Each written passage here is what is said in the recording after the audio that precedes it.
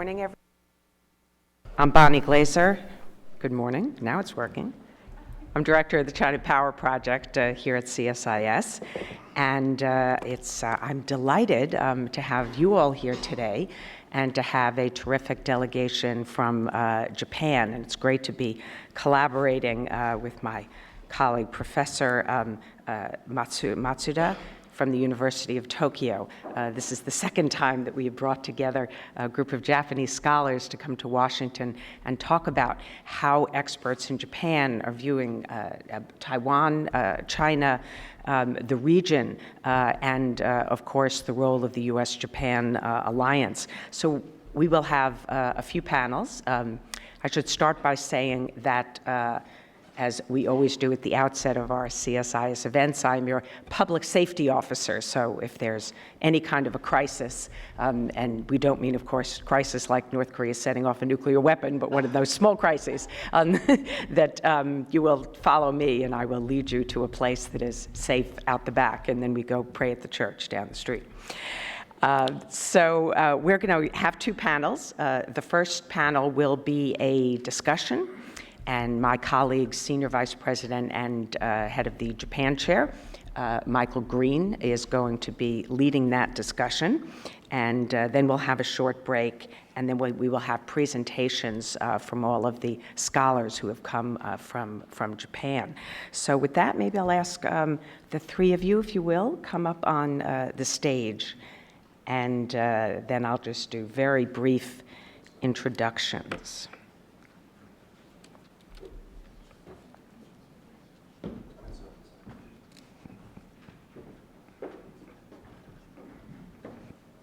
Sure, I'll sit there. Yeah, that's fine. So to my immediate left is Professor Takahara, who is a professor of contemporary Chinese politics from the Graduate School of Law and Politics at the University of Tokyo. And to his left is Professor Matsuda, who is professor of international politics, Institute for Advanced Studies on Asia, also at the University of Tokyo. And with that, I'm going to turn the floor to Dr. Michael Green. Is my mic on, Travis? Yeah, good. Good morning, everyone. This is truly a distinguished group of Japanese scholars who've come to visit us, Takahara-sensei and Matsuda-sensei, and then our two scholars speaking on the next panel. Also, people who know Taiwan and China well, but scholars who know the U.S. Japan alliance and Washington well. So we'll have a multi-dimensional discussion. The second panel, after this one, will feature papers presented by the four visiting scholars from Japan. And those papers will go into more detail about cross-straits issues in particular. We'll touch on those issues in this panel, but I think our mission is to set the strategic stage and talk about the larger context of U.S.-China relations, Japan-China relations, dynamics in the region, the emerging strategic trajectories of the U.S., China, Japan, and other key players like Korea and Australia and India.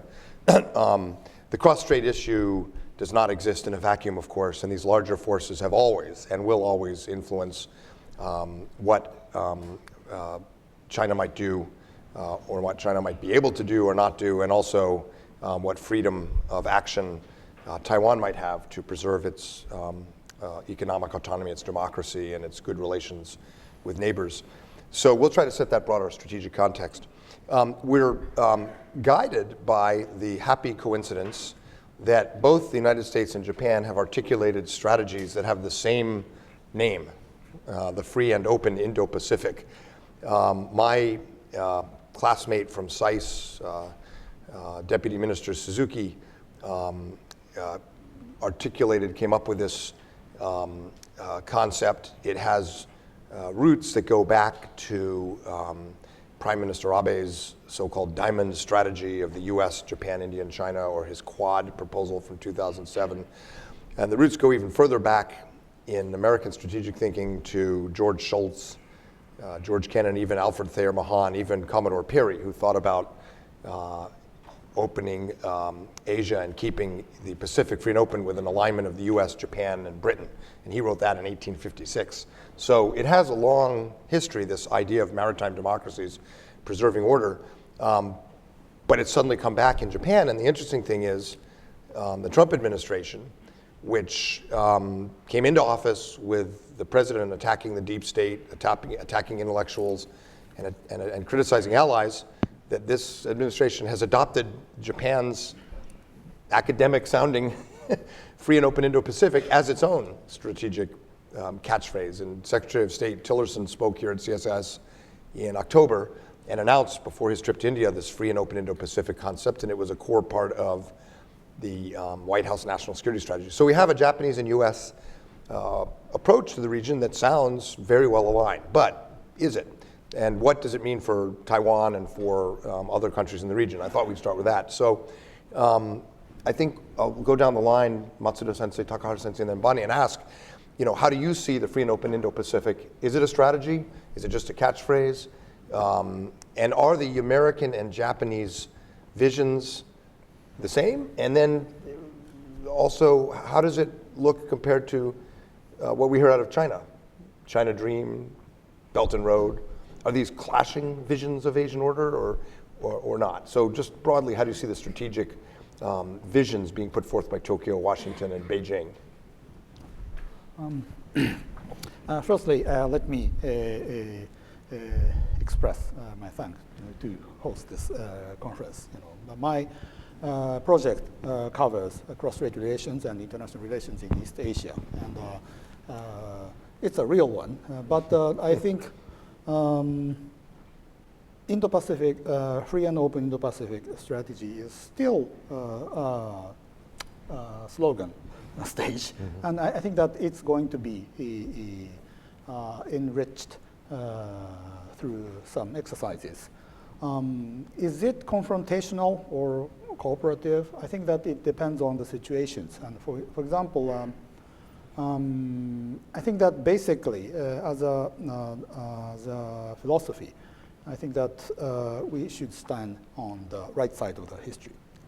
Set up that strategy as a cooperative one. But once some others become very much confrontational, we can resist. So basically, I think that this strategy should be free and open. It means which can welcome anyone. So it should be cooperative. But if some others become confrontational, we can have our own strategy. So I think that even a Belt and Road Initiative, part of Belt and Road Initiative, can be overlapped by the Indo-Pacific strategy. That's my own view. Even if it's at the level of slogans, do you think between the U.S. and Japan there are differences, or is it still too vague just to identify them? I think it's still too vague to identify. That's my current observation. If you have any. Takahata Sensei. Well, not that I know very much about the American concept, but it seems that there could be similarities and not exactly the same parts of our two concepts in Japan and the US. I think the similarities exist in our desire to preserve an open and free ocean, oceans, and we would like to preserve rule of law, develop democracy in these parts of the world. So there's a great common ground there, I should think. But I suppose from the Japanese point of view, we would very much like to have a coexistence with China's initiative, the Belt and Road. And as Yasuhiro just said, I suppose the concept in Japan is still not fully fledged. So it's a developing concept, and we would like the cooperation and contribution from other countries to enrich the concept so that we can realize it together. That's one thing. And the second thing is, it's only a concept yet, right? So we haven't come up with concrete projects, as it were, to constitute this, to fill in the concept. And in that sense, being just a concept is similar to the Belt and Road. The Belt and Road is, I think what's important about our perception of the Belt and Road is that we need to separate the concept and the tangible projects there. The Belt and Road, therefore, I call it a constellation. We should not be dazzled by the constellation, but we should be looking at the tangible stars, the projects. And if we think a certain project is good for us, then we should cooperate with them. And they may call it a part of the Belt and Road, and we can call it, it's part of our Indo-Pacific. And I think that's perfectly fine with us. Okay, Bonnie? So I would start by saying I think there are some differences between the U.S. and Japan. First is geographical. So it's my understanding that Japan's definition or scope of the Indo-Pacific goes further west, that it includes even parts of the Africa, whereas the U.S. officials talk about it as Hollywood to Bollywood. But more importantly is I think the TPP is very central for Japan's Indo-Pacific approach. And for the United States, I think we have yet to have an economic component to this strategy or to our approach to the region. And we talk about free trade, but in fact, we are not necessarily pursuing free trade. We're actually pursuing quite protectionist policies to some extent. So absolutely freedom of navigation, preserving rules-based order, access to maritime spaces, these are all important. But I think the best analog, if we look at China's strategy, is not the Belt and Road. It's the community of common destiny, or what is now being called the community with a shared future for humanity. It's a changed English, of course, translation. The Chinese concept or phrase has not changed. And that will now be put into the Constitution. It's a very important part of Xi Jinping's concept for socialism with Chinese characteristics in the new era. And in my view, this represents a concept that has China at the center. All countries really have to accept Chinese dominance, show deference to China, importantly avoid damaging Chinese interests. And so the Belt and Road is a means to knit this community together, to establish this order. And it leverages China's economic advantages to create these relationships that are based on dependence and enable China to increase its influence. So thank you for doing that, because since the Chinese Communist Party proposed changes to allow perpetual rule, we are all required now to do 12% of Xi Jinping thought in every conference. We've now done that. Let's take it from Bonnie's last comment. So the free and open Indo-Pacific and Belt and Road, in both cases, are vaguely open. And it is vaguely possible for China, although it's not explicit, to participate. And Japan has made a strategic decision under Prime Minister Abe to, in some way, participate in Belt and Road. So they're open, relatively open to each other, even though they're competitive. Let's look at two other doctrines.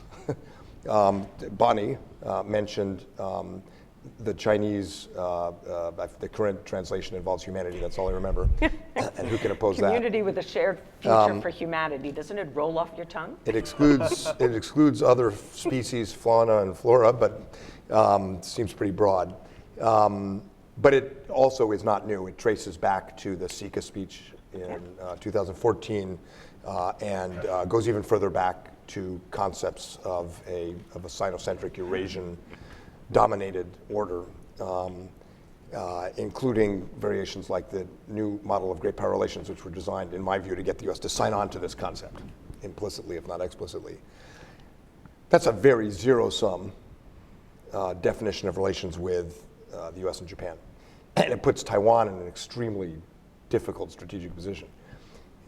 The starker version of American strategy than free and open Indo-Pacific was represented in the national security strategy put out by the White House 2 months ago, which is the first national security strategy document, and I've worked on several of them, but it's the first one since the Cold War that is premised on great power rivalry and competition rather than great power cooperation, which the Clinton, Obama, Bush administrations all had in the national security strategy, that somehow the US and China would find a way to cooperate over climate change, over terrorism. That's gone. It's premised on rivalry with great powers, and especially China, explicitly labeling China a revisionist power as the basis for our overall strategic approach. That is a very stark and almost incompatible vision with the one Bonnie just introduced. Where does that put Japan? And also perhaps Taiwan. We can touch on Taiwan in this panel. Those are much more zero-sum. And is this a problem for Japan as an ally? Or is it a problem for Taiwan, which is in the middle geographically and ideologically and geopolitically and every other way of this? Matsuda-sensei? I think it's not the problem in Japan. I think that Japan will stand by the United States.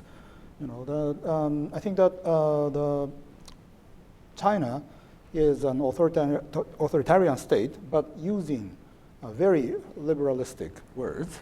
And actually, we don't really understand what they mean. So basically, the U.S.-led post-World War II order is a reality. It's existing reality. So basically, if you want Japan to choose a side, I think that Japan would definitely choose the U.S. side.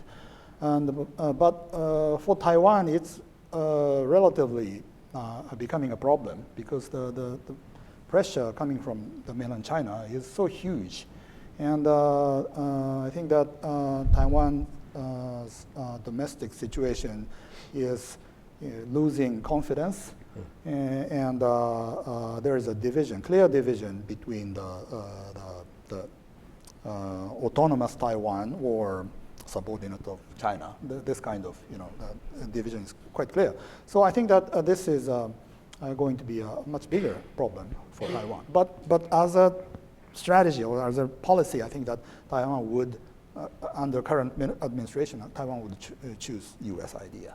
Takahara-sensei, is this a problem for Japan in the 40th anniversary of the 1978 treaty between Japan and China, a year when Prime Minister Abe, Nikai-san of the LDP, Keirana, and everybody, almost everybody, wants to improve Sino-Japanese relations? Is this contrast that Bonnie and I are talking about, is it a problem in that sense, in a diplomatic sense for Japan? Well, if the United States pushes Japan to choose sides this year, certainly that will be a problem. But I trust that that's not going to happen.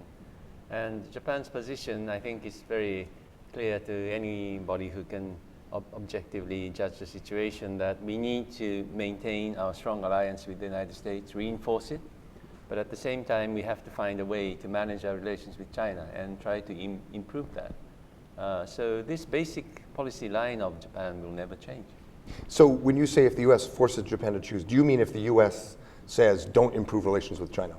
Is that what you mean? Because that has not ever happened since 1972. Right. So, as you mentioned, if the U.S. from now on is increasingly going to take a zero-sum kind of an attitude towards China, then gradually the pressure is going to increase on Japan. As if the U.S. is pushing Japan to take sides.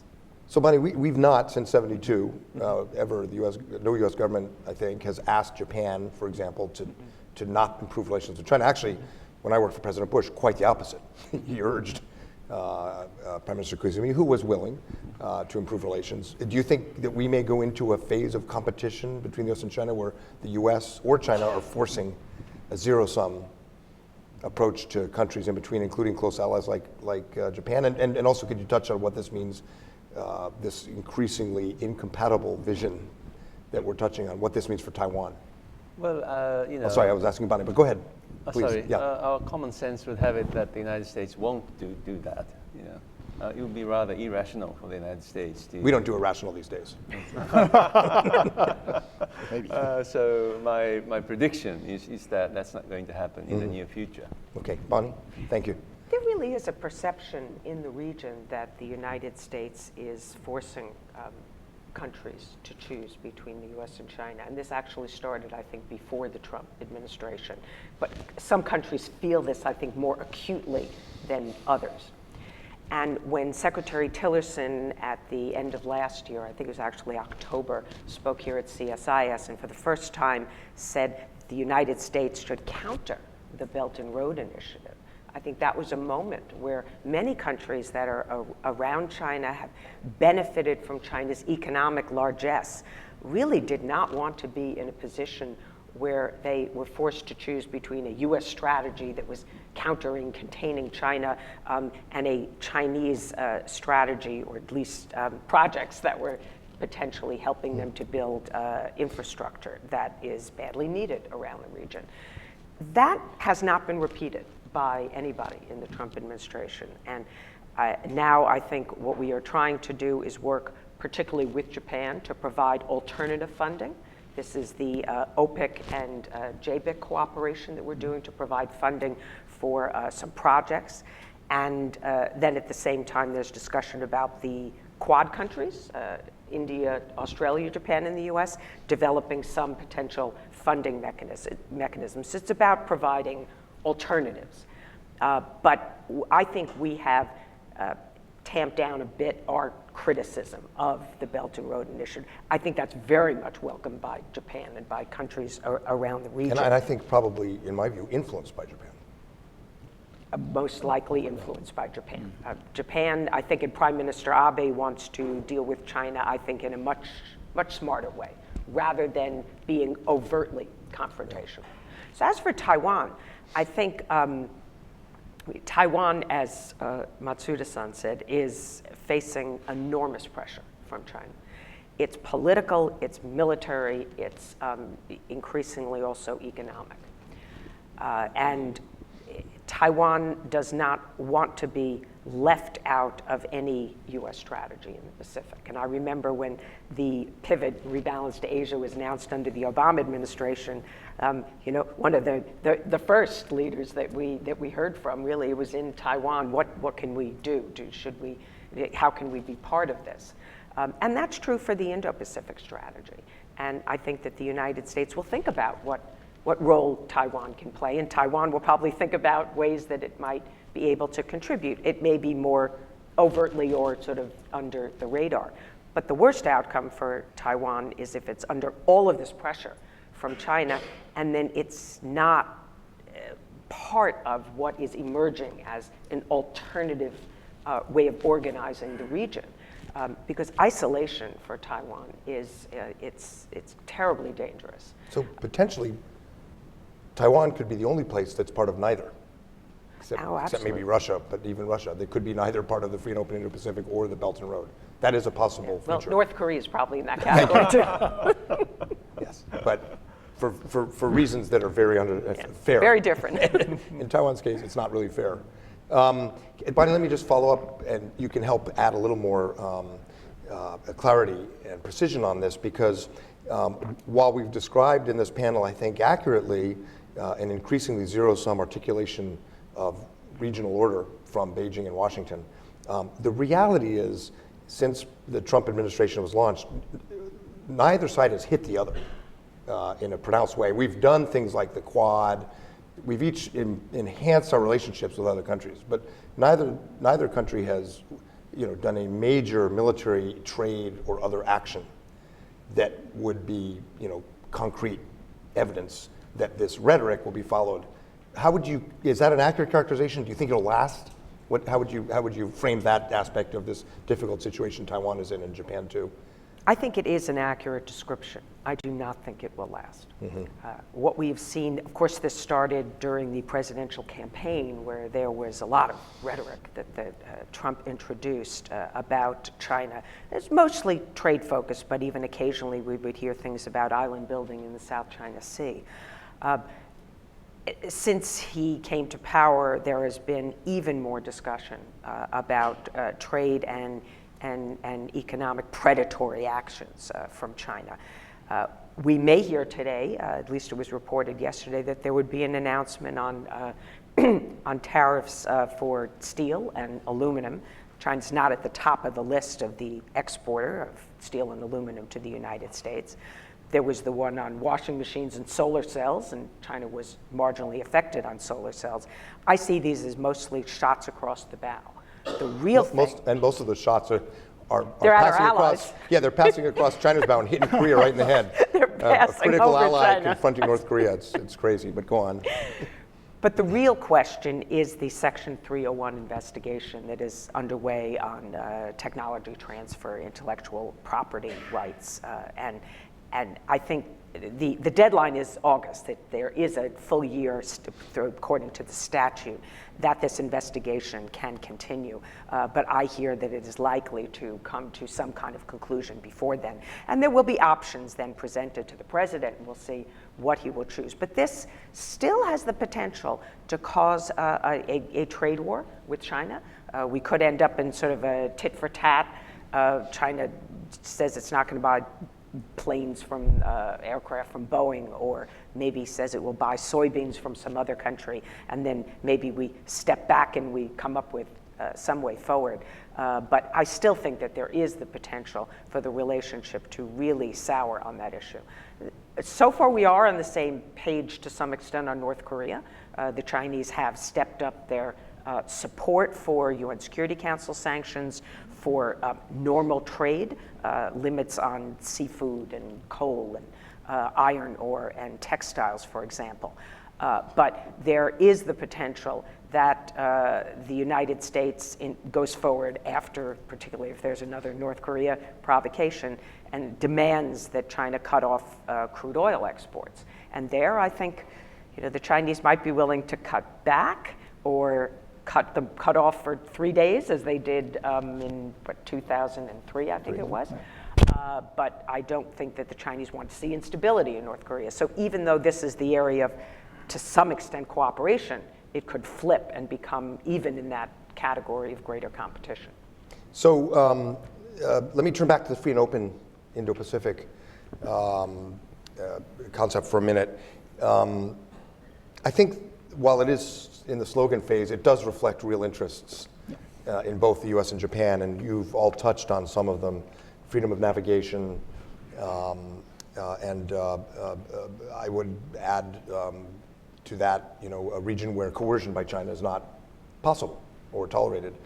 But you could also add that free and open could be a description, of our interest in free and open societies, including, of course, Taiwan, being able to thrive without pressure and coercion, or of an economic order that's free and open, whereas Bonnie pointed out the Trump administration probably is out of line with Japan right now. So let's drill in a little bit on some of those.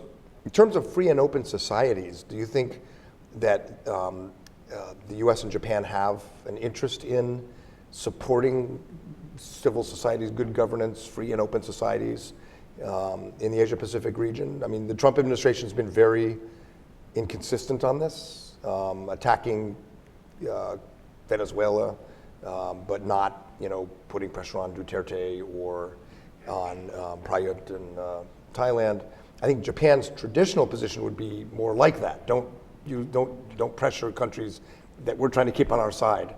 But in the long run, if they're not free and open societies, they're not going to stay on our side. So how do we think about the nature of the societies in this region? And it matters, this context matters for our subsequent discussion on Taiwan, because I think for many in the United States, the fact that Taiwan is a rambunctious but successful democratic and free and open society is very important strategically from a U.S. perspective as an example.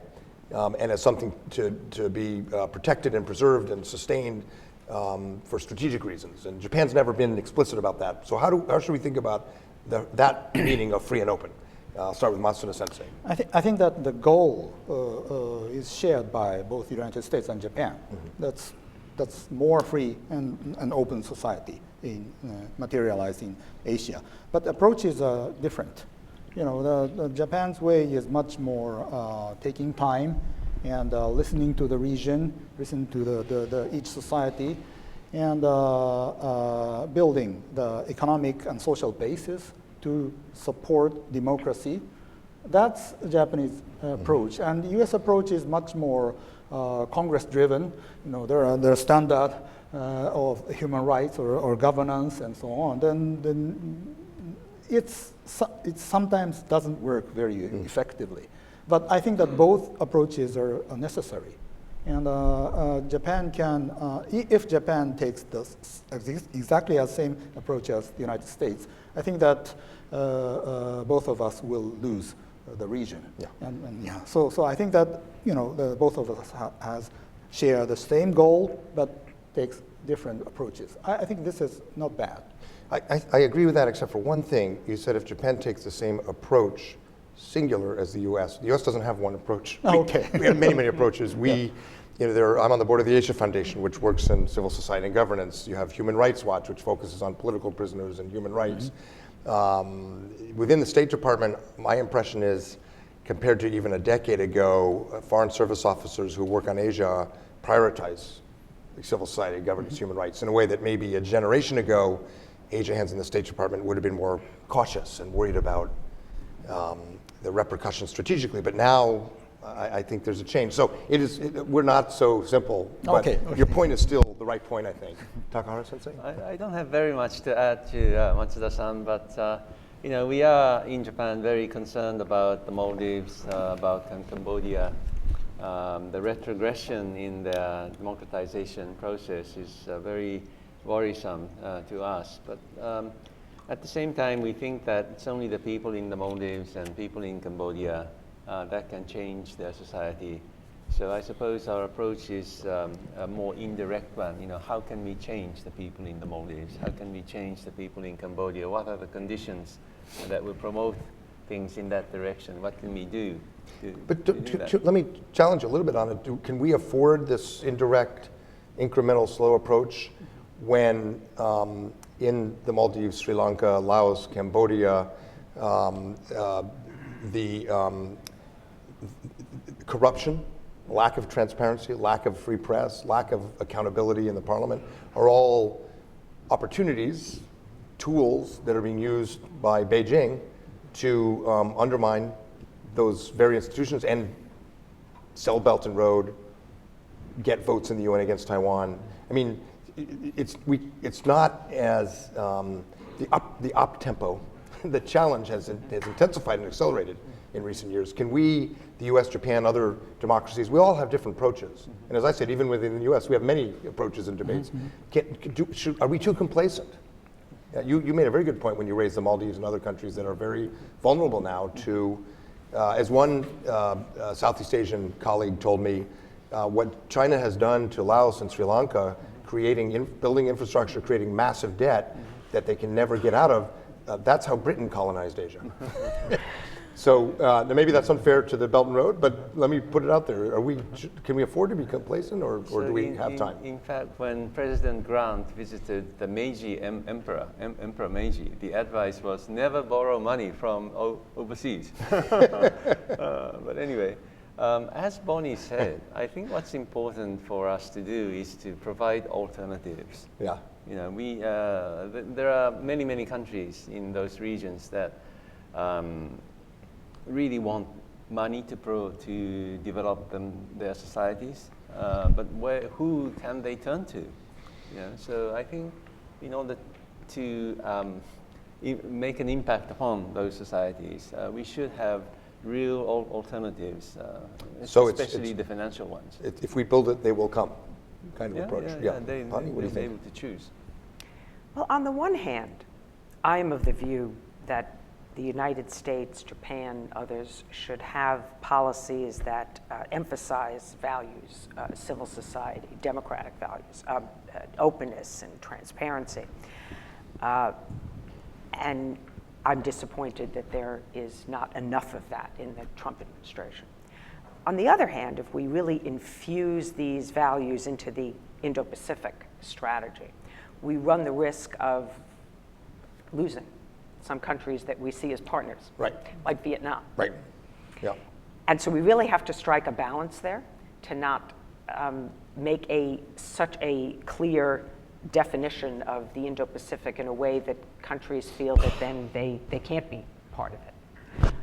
But I do worry about the tendency, and of course we've seen this particularly the last 6 months in China, to define their own model as something that can be exported. And we first heard this at the 19th Party Congress, where Xi Jinping said other countries can take our development model as something that they can look to as an option.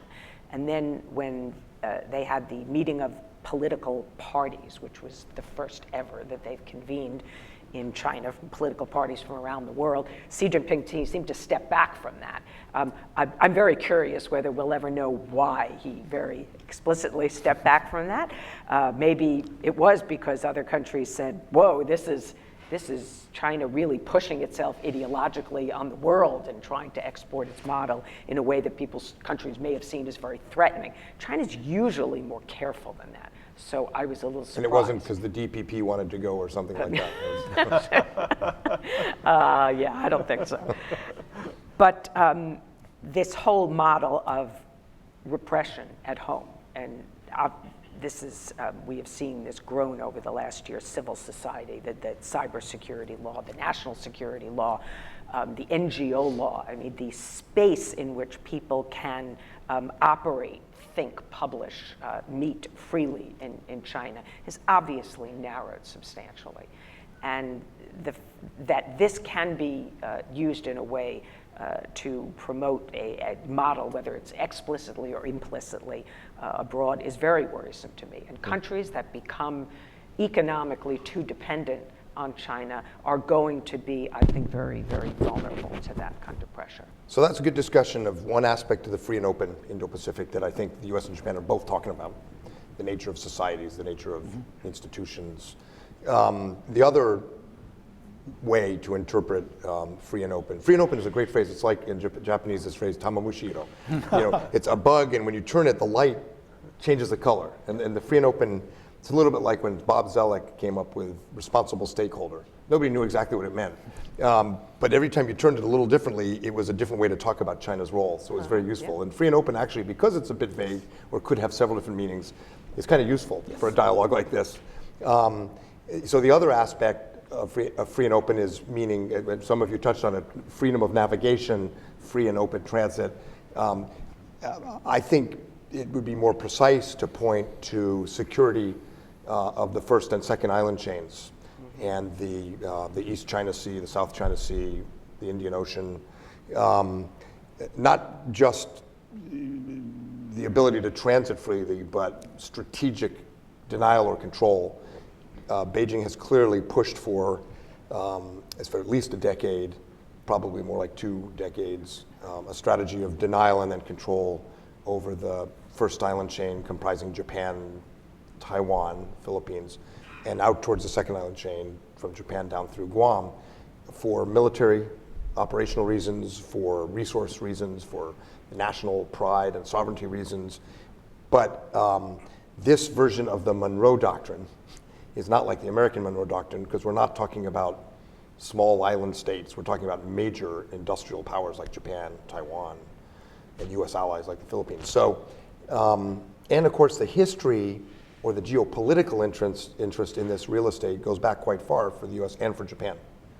For Japan, back to the beginning of Meiji. I mean, the first Japanese amphibious operations were against Hakka, who were killing Japanese fishermen, and Taiwan figured very prominently in U.S. and Japanese strategy in World War II. And then, of course, in the Cold War, the only time we ever came close to a nuclear war in Asia was over Taiwan. So this real estate, this first, second island chain, it really matters. And that's another way, if you turn the free and open Pacific, that it gets on different characterization. So geographically and geopolitically, start with Matsuda-san, what is the importance of the first island chain, second island chain to Japan? Pretty high, Japan's in it.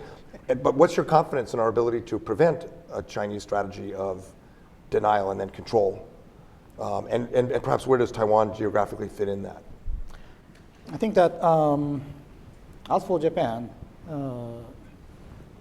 area denial strategy for Japan's own strategy is the idea.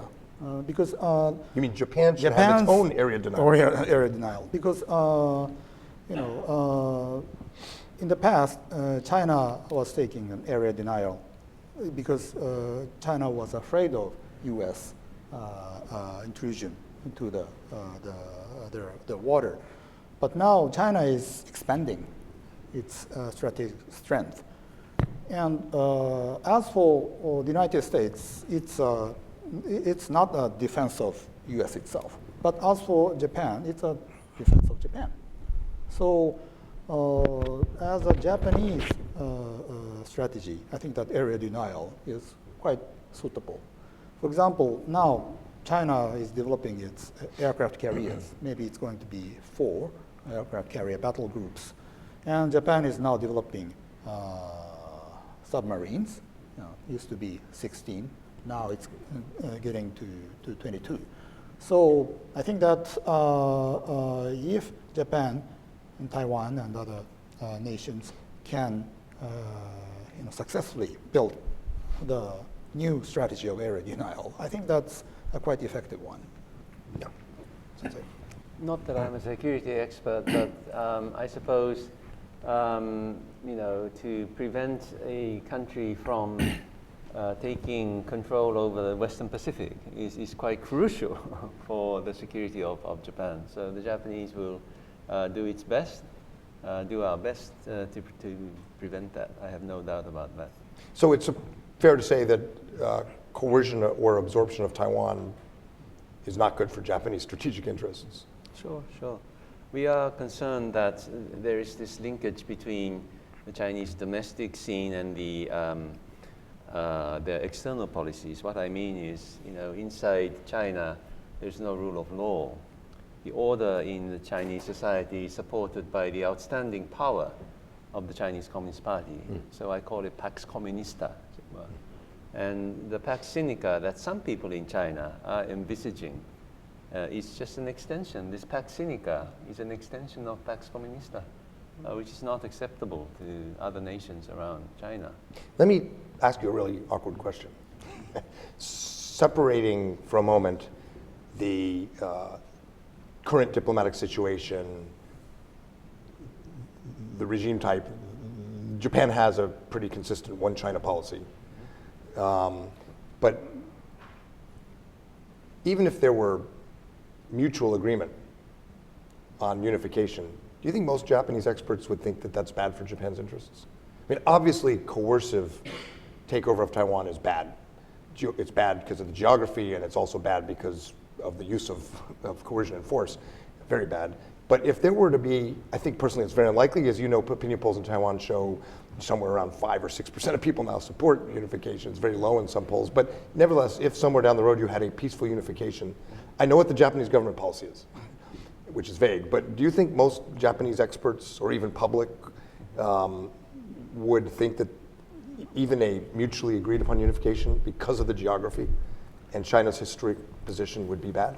I think that if that's why I like you. Yeah. I was looking at him. I said, I'm going to ask a very awkward question, and you jumped in to answer it. So you can jump in. But so anyway, go ahead. Good friends do. I think that Japanese government has the concept of one China. It's not the one China policy. It's not that positive. But basically, the Japanese government fully respect and understand Chinese stance that Taiwan is a part of China. It doesn't necessarily mean that Japan has already supported the unification of China or something like that. But if the process of the settlement of the Taiwan issue is peaceful, and most of the Taiwanese citizens agree on the process and the goal of this settlement, I think that Japan has no opinion to oppose that, because it's the domestic issue of other. But do you think the Japanese government would be comfortable with that outcome? Comfortable or not comfortable is another thing, but it's diplomacy. It's diplomacy. Yes, it is. Yeah. But I should think that if a mutually agreed unification is to take place, one important condition is that the political system in mainland China would have changed. So you would argue that the regime type matters more than the geography? If it's the right kind of regime type, then Japan can live with unification, comparatively given this, more even with easily. Okay, Why don't you wrap up this piece of our discussion on the island chain, views of unification, the geopolitical importance? Sure. Well, first I would say that we face a lot of problems from China's growing military capability in peacetime, which is different than their sea denial strategy. So it's the gray zone challenges and China's growing Coast Guard forces, whether they're operating around the Senkakus or in the South China Sea. And so that's a whole one set of challenges. But the sea denial really comes, I think, in wartime, where the Chinese have been developing a large inventory, particularly of very highly accurate ballistic and cruise missiles, very long range. And I think this was driven by a desire in China to have the ability to keep the United States out of at least the first island chain, and increasingly out to the second island chain. And so the U.S. faces this challenge of how to deal with this threat, and it requires more. Of course, it requires hardening what we have at bases like Okinawa and Guam, but it requires more than that. And so I happened to be a few weeks ago up in Dahlgren, which is where the U.S. Navy does one of its leading R&D centers. And this is where they're working on directed energy weapons and railguns. And so these are the kind of technologies that we could be using in the future to shoot down some of these missiles. Then the Pentagon Strategic Capabilities Office has come out with some information about new capabilities that they are developing. One is a hypervelocity projectile rounds in existing powder guns. So you can put this in howitzers and the Navy's 5-inch guns, Paladins. And so this would be a much cheaper way, actually, than using things like railguns and directed energy weapons. So the United States is trying to come up with new technologies to fend off things like the DF-21D, aircraft carrier killer from China. We've been focused on a different set of threats for some time, and now as the U.S. comes back to this, the China threat focuses on great power competition. I think that we're going to be putting a lot more resources into it in the future. Thank you. This is a good preview for the next panel and provide some context. I think it's terrific your group has come here to talk about Taiwan, but in the context of U.S. Japan alliance and relations the U.S. and Japan have with China and Japanese views. I think it reflects the quality of the scholarship in Japan on this subject, also the interest Japan has in cross-straits issues. My impression is that we are pretty well aligned, actually quite well aligned, the U.S. and Japan on cross-straits issues. The question is, are we active enough?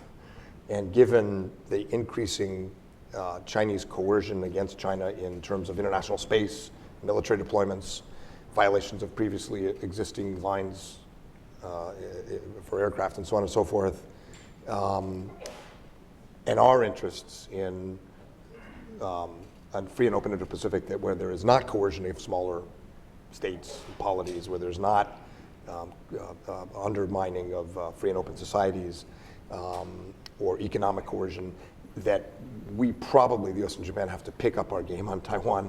And I think this discussion helps set that up for this afternoon's papers, for this next session's papers. But we didn't answer all the questions out there, so I want to take time for the audience. We have, Colin, we have microphones? Yep, so if you could raise your hand, identify yourself, and ask a question, we'll get you a microphone. And we're talking mostly about these broader strategic questions, but I think we can take questions on cross-straits issues or anything in this area. You're like, yeah, up front.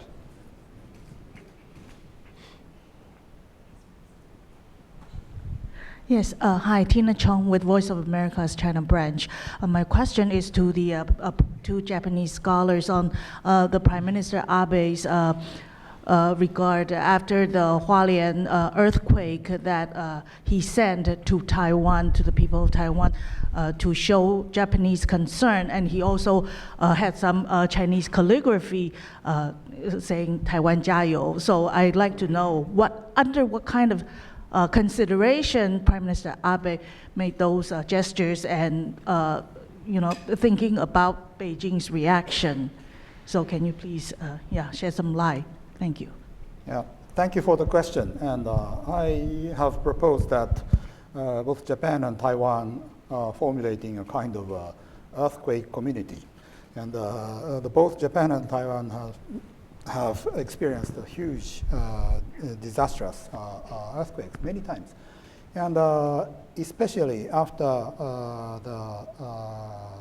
the huge earthquake occurred in 1999 in Taiwan, Japan supported the victims and injuries and so on very much. Then after in 2011, Japan also accepted the huge support from Taiwan. So now the people-to-people relations are very good between Japan and Taiwan. I think that Prime Minister Abe's words, "Taiwan 加油," is a very natural representation of the people's voice in Japan. I think that this is a very positive interaction. I'm not Prime Minister Abe, I don't know him personally, but I think that this is a quite natural representation of the Japanese public. Takahara-sensei? No, I have nothing to add. Okay. Thank you. That was quite a remarkable moment, really, when he held up that calligraphy block. Yes. Yeah, Michael, did you ever, Mike, in the front here?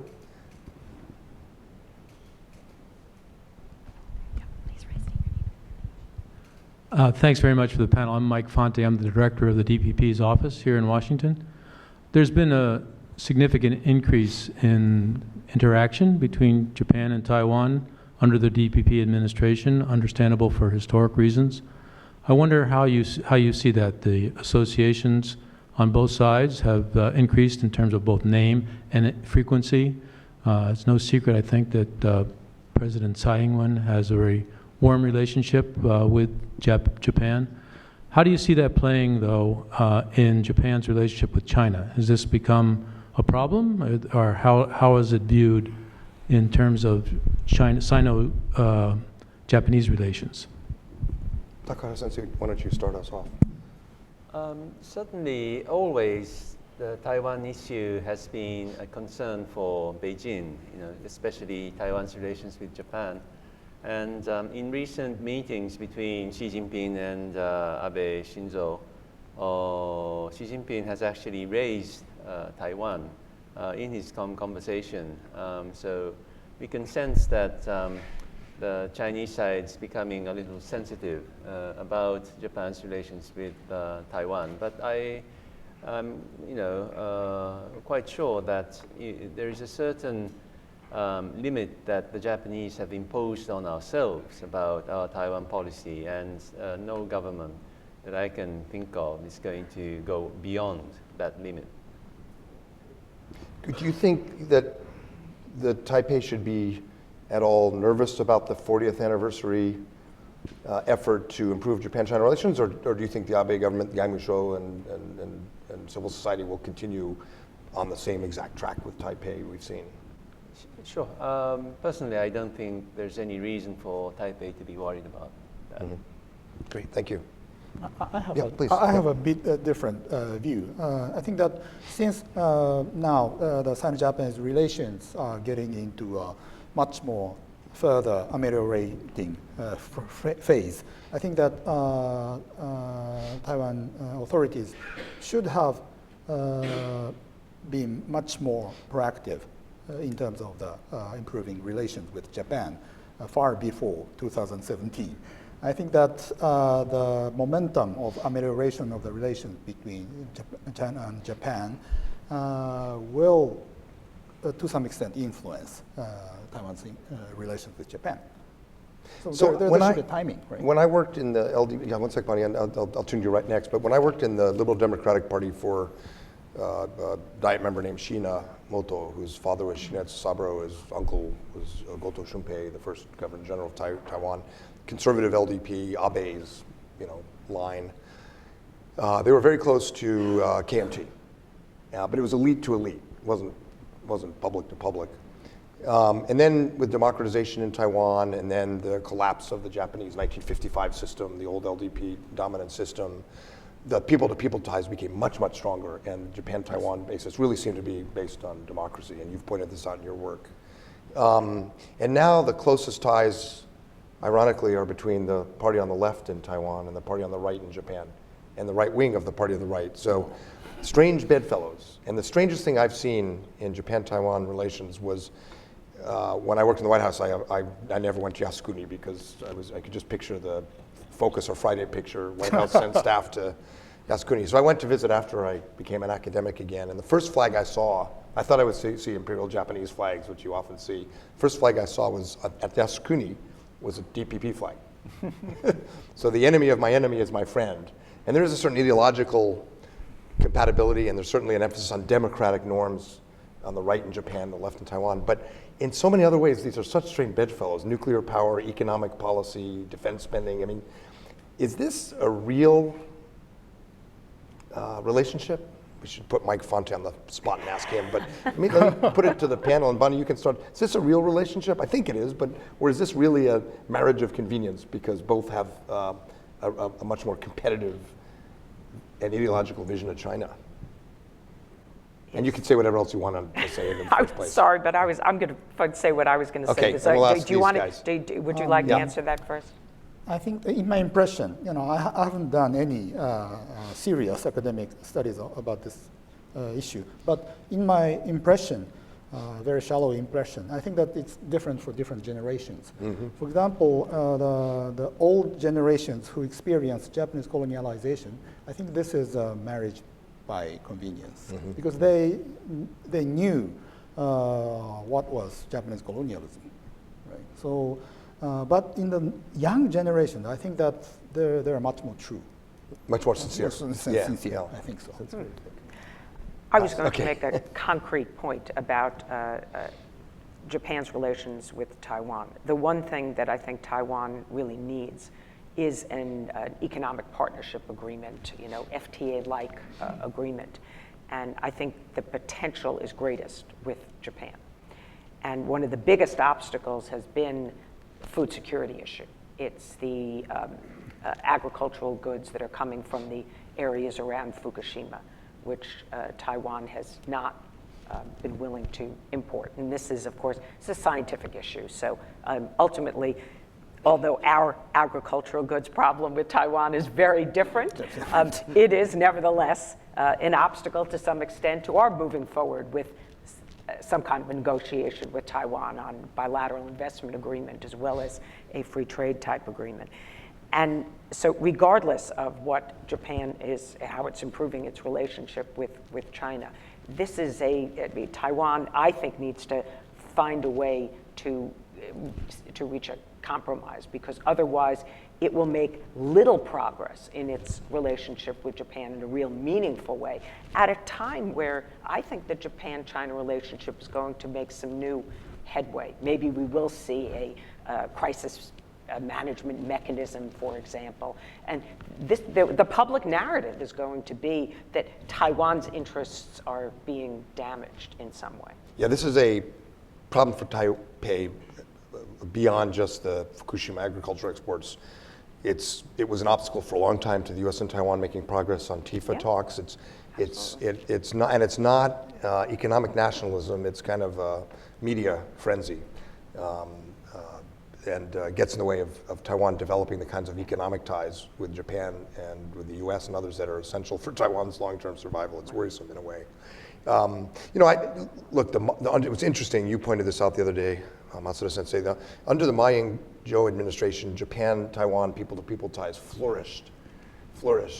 But the government-to-government relationship, I think, and Bonnie, you probably had this impression from talking to both governments, was quite cool, with some exceptions, but quite cool. And the personal ties were quite limited. And under the DPP, it may be that, it's strange bedfellows, but there really are very warm and deep and long-standing personal ties on many levels between the Abe administration and the DPP. All right, we have time for a few more questions. In the way back, is that Jim Yeah. Pardon? Oh, sure. Hi. Yes, Jim Pristup, National Defense University. Good to see old friends again. Just to play devil's advocate, the thought occurred as we were discussing free and open Indo-Pacific. How does this apply to China? In our discussion, we were talking about access denial out to the second island chain. Well, what's to prevent Beijing from saying, well, that's precisely what we want, free and open access to the Western Pacific and the Indian Ocean?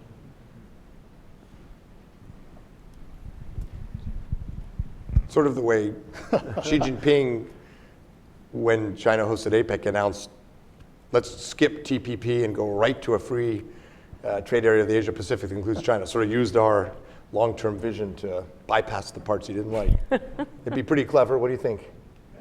Well, Jim, you're not the devil, but it's a very good point. But I think that repeatedly, I think that Japan and the United States should stand on the right side of the history. It should be open and free, and the principles should be based on the rule-based. So in order to secure the free and open oceans, both Japan and the United States should be prepared to deal with the contingency. So it is free and open. So if China or any other countries needs freedom of navigation, fine, please do so. We will never interrupt you. I think that this is the typical answer of your question. You're not the devil at all. Thank you. Any other? Yes, right here.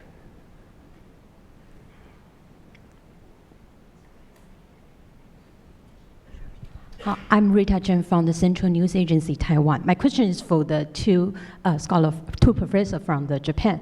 Do you think it's a good idea for Japanese government to have a law such like a Taiwan Relaxation Act? Because in American, it's just the Congress, both House and Senate, just passed the Taiwan Travel Act. Do you think it's a good idea for strengthening the Japan and Taiwan's relations? And also that Japan definitely will play a bigger and more important role in the regional security issue. What's Japan's priority, or what's Japan's interest in the closer relations? Thank you. Well, if I gave a first go, Master-san is the real expert, but I should think that whatever the Japanese government does, whatever measures they take about Taiwan, they have to be very prudent in thinking the actual effect of that particular measure. So even if a kind of a new Relations Act regarding Taiwan is thought about, and we have to think about what reactions it's going to arouse. And I should think that at the moment, it could depend on the content of it, but is it really going to be positive about promoting Japan-Taiwan relations? Maybe the effect is otherwise. This is a very interesting topic, especially circulating in the Chinese language circle. And I think that it is not even a topic in Japan, in Japanese language circle. So this is typically popular topic in Chinese. Yes, there are some discussions about how to institutionalize the relations between Japan and Taiwan. But so far, both of them, both Japan and Taiwan, are doing so far so well. And without this kind of legislation, they have promoted the bilateral relations in a very good manner. What about on the defense side and the security side, Coast Guards, Navy, coming back to the importance of the integrity of the first island chain and resisting or countering or discouraging a Chinese strategy of denial and control? Shouldn't there, it seems to me the connections, and I know there would have to be perhaps 1.5 track or Coast Guard to Coast Guard. I mean, there are going to be limitations, but it seems to me the connections between Japan's Coast Guard and military and Taiwan's are very thin and haven't really, in some areas, have decreased in recent years. I think you are the devil. but anyway, it's a very good question. And, the security relation is a quasi-relation. And I think that Japan and Taiwan share some information or intelligence, but not a regular base. And they don't do any joint military exercises. But I think that both representative offices have officials from the Coast Guard and the defense, or in Japanese side, it's retired people. So there's some exchange of information and intelligence, but I think that's all. And Bonnie, you may know the current status of this legislation better than I do, but the NDAA, the Defense Authorization Act, has language to increase U.S. Military interactions with Taiwan, flag rank visits, in uniform, ship calls, and the one that may be most problematic for Japan or not, RIMPAC, participation in our exercise around Hawaii by ROC Navy. Is that something, I'll turn first to Masa Sensei since you're the expert on this, is that something that would be awkward for Japan? Or do you think that any changes in the U.S.-Taiwan dynamic would be weathered by Japan? Or Bonnie? Well, I'm not going to talk about the implications for Japan. I'll let Matsuda-san do that. But of course, the NDAA language, as it was approved, was essentially sense of Congress language. Right. That makes a recommendation, but it's not binding. It does not say that the president shall, for example, have the U.S. Navy make port calls to Taiwan. And I think that even concerns in China about that language, which persists, they don't like it, but nevertheless, those concerns were alleviated to some extent, since ultimately executive branches, as you know, want to retain flexibility. The president wants to have his own authority over foreign policy, and so he can say, thank you very much, I'll take it into consideration, and then if he chooses not, implement it. And in this case, I don't see any rising support in, for example, the Pentagon to include Taiwan in RIMPAC or to have U.S. Navy port calls to Taiwan. Now, our questioner just mentioned the Taiwan Travel Act, which passed the Senate yesterday. Similarly, it is sense of Congress language, and so it encourages having higher level officials from both sides visit from Taiwan and the United States. But it is, nevertheless, it's not binding. That said, I think it's more likely that we will see this be implemented. This being the having higher level officials on both sides visiting the other. We have had self-imposed restrictions for a number of years. It's in the Pentagon, it's 06 and below. In the State Department, it's usually the desk officer. It's very rare even for a Deputy Assistant Secretary of State to go, and sometimes it's very hush-hush if they do go. I think this is an area where we will see a loosening of these kinds of restrictions. Well, that'll put Japan's and then you can policies talk and about procedures what the in the implications spotlight. Right. And my guess would be, without putting you on the spot, that the Foreign Ministry will be very careful to maintain a consistent line as it has on these things over the last, since '72. The other, the way to think about these upgrades in U.S.-Taiwan interactions is, as China puts more pressure on Taiwan in international space and in other ways, it would be a logical strategy for us to counter that. Yep. And I think that's important to look at and to think about how to do. On the other hand, as you know, Bonnie, the Beijing will go after Taiwan, not the U.S. So Taipei has to be sure it wants this and can stand up to that pressure. And the other final thing to think about is, as we think about ways to upgrade the relationship, just sitting from Taipei's perspective, what's more important, a slight upgrading in U.S. visits or access, or a very closely aligned U.S.-Japan alliance on the cross-straits issues. And it may not occur to most people to think of it this way, but if I were in Taipei, I would say the U.S. and Japan being locked together on cross-straits issues is the most important thing in many ways, because that is a far more important deterrent and shaper of Chinese policy than symbolic changes. If the U.S. and Japan are tight on cross-strait issues, that's a pretty formidable array of power and interests for Beijing to think about. We have time for one or two more. Yes, and well, I have to get Yoshi, so we'll take two, and then we'll have the panel. So please, up third row here. Thank you. My name is Dong Huiyu with China Review News Agency of Hong Kong. I have follow-up question for two Japanese scholars. You mentioned that no Japanese government will go beyond the self-imposed limits regarding the Japan-Taiwan relations. So could you please elaborate what's the self-imposed limits on the Japanese government to develop the relationship with Taiwan? And you also seems to be very prudent and cautious about the relations. What factor make Japan more cautious and prudent than the United States to elevate the relationship with Taiwan? Thank you. Yoshi, Komori-san over here.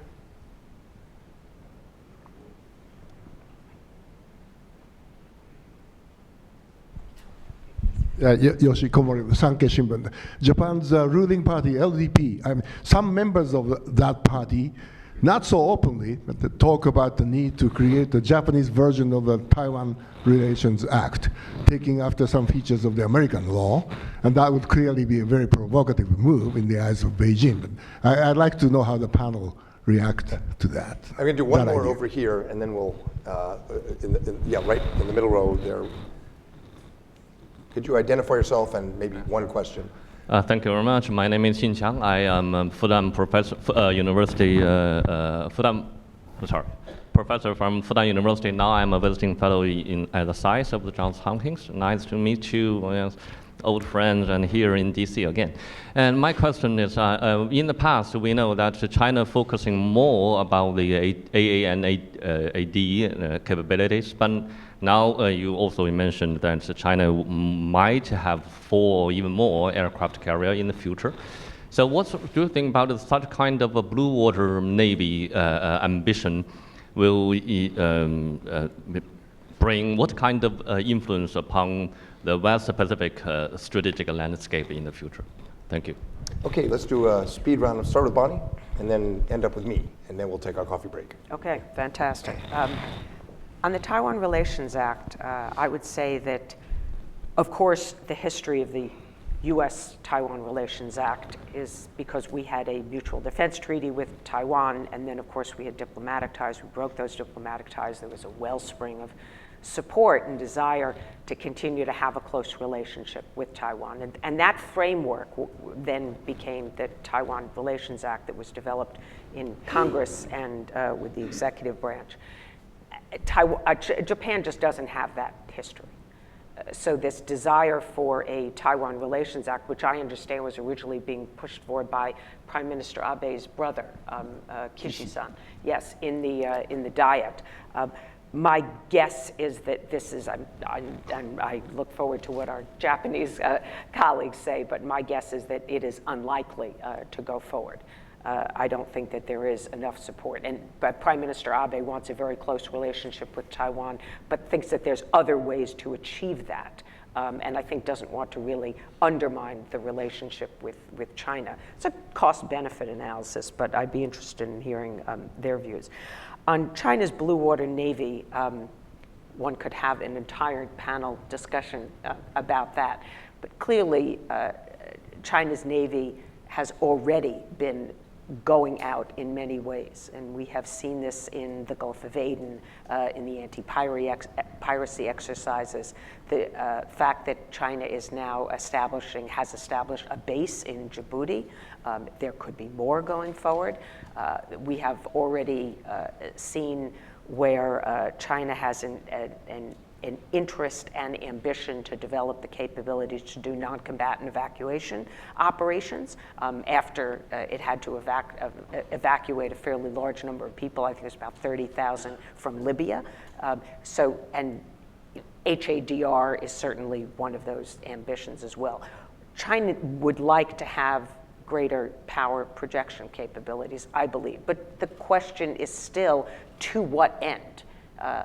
And as a country develops more capabilities, sometimes those intentions and ambitions can change. But I would not say today that China is looking to develop a capability to have special operations forces intervene in a country and remove a leader from power. I think that's highly unlikely. But I don't rule out China wanting to have more power projection capabilities to use military force at some time in the future. It may not be in the next 5 years, but I do think that that is a possibility. Well, there's no need to tell you that for the People's Republic of China, in conducting its international relations, the treatment of Taiwan is a very fundamental issue. And as far as Japan is concerned, when we normalized our diplomatic relations in 1972, we committed ourselves to the one China, And the difference between the Japanese policies or attitude towards Taiwan and those of the United States, an obvious difference is the history. The Japanese had colonized Taiwan, and about the close affinity that the two nations have. All these things make it even more sensitive for Beijing. Those are the things that I can think of. I totally agree with Bonnie over the Taiwan Relations Act issue. I think that there are hundreds of discussions about new legislations in Japanese Diet members, among Japanese Diet members, but I don't think that it would get into the actual legislation process. But it's a very interesting topic to attract Chinese attention. Right. It has a kind of a psychological effect, so it's not bad. But anyway, and in terms of the Blue Water Navy, I think that building large ships and building power projection capability is not enough. I think that being a Blue Water Navy have to have friends in the world. I think that Mr. Rutwak has mentioned about this issue. I think that a Blue Water Navy needs more friends. And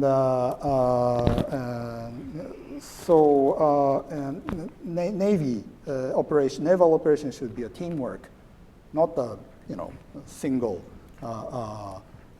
big navy's work.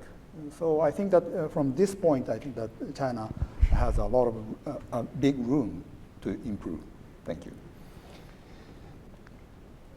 Some historians argue that Japan emerged after the Meiji period as a maritime power, and the biggest strategic mistake Japan made was trying to expand as a continental power in the 1930s. And you could say the same about the US in the context of Vietnam, perhaps. Some of those same historians in Japan are saying Japan is a continental power, and China is a continental power, and the biggest strategic mistake China could make would be to be too ambitious as a maritime power. We'll see. The panel was designed to provide some context. We're going to hear some very good papers and presentations, including ideas we haven't talked about. One is relevant in the context of the Taiwan Relations Act proposal in Japan. One thing Japan could do that it's not doing much of right now is to support Taiwan's international space in the World Health Assembly and ICAO and other things. I mean, Japan, that may be quieter and less dramatic, but it's probably more relevant to Taiwan's position. And the US and Japan have cooperated on this in the past, but not consistently. So there are a lot of topics we can talk about in the next panel. But we've earned a coffee break, so it's been a thrill having the best and brightest here from Tokyo. Please join me in thanking them, and we'll see you back there for coffee.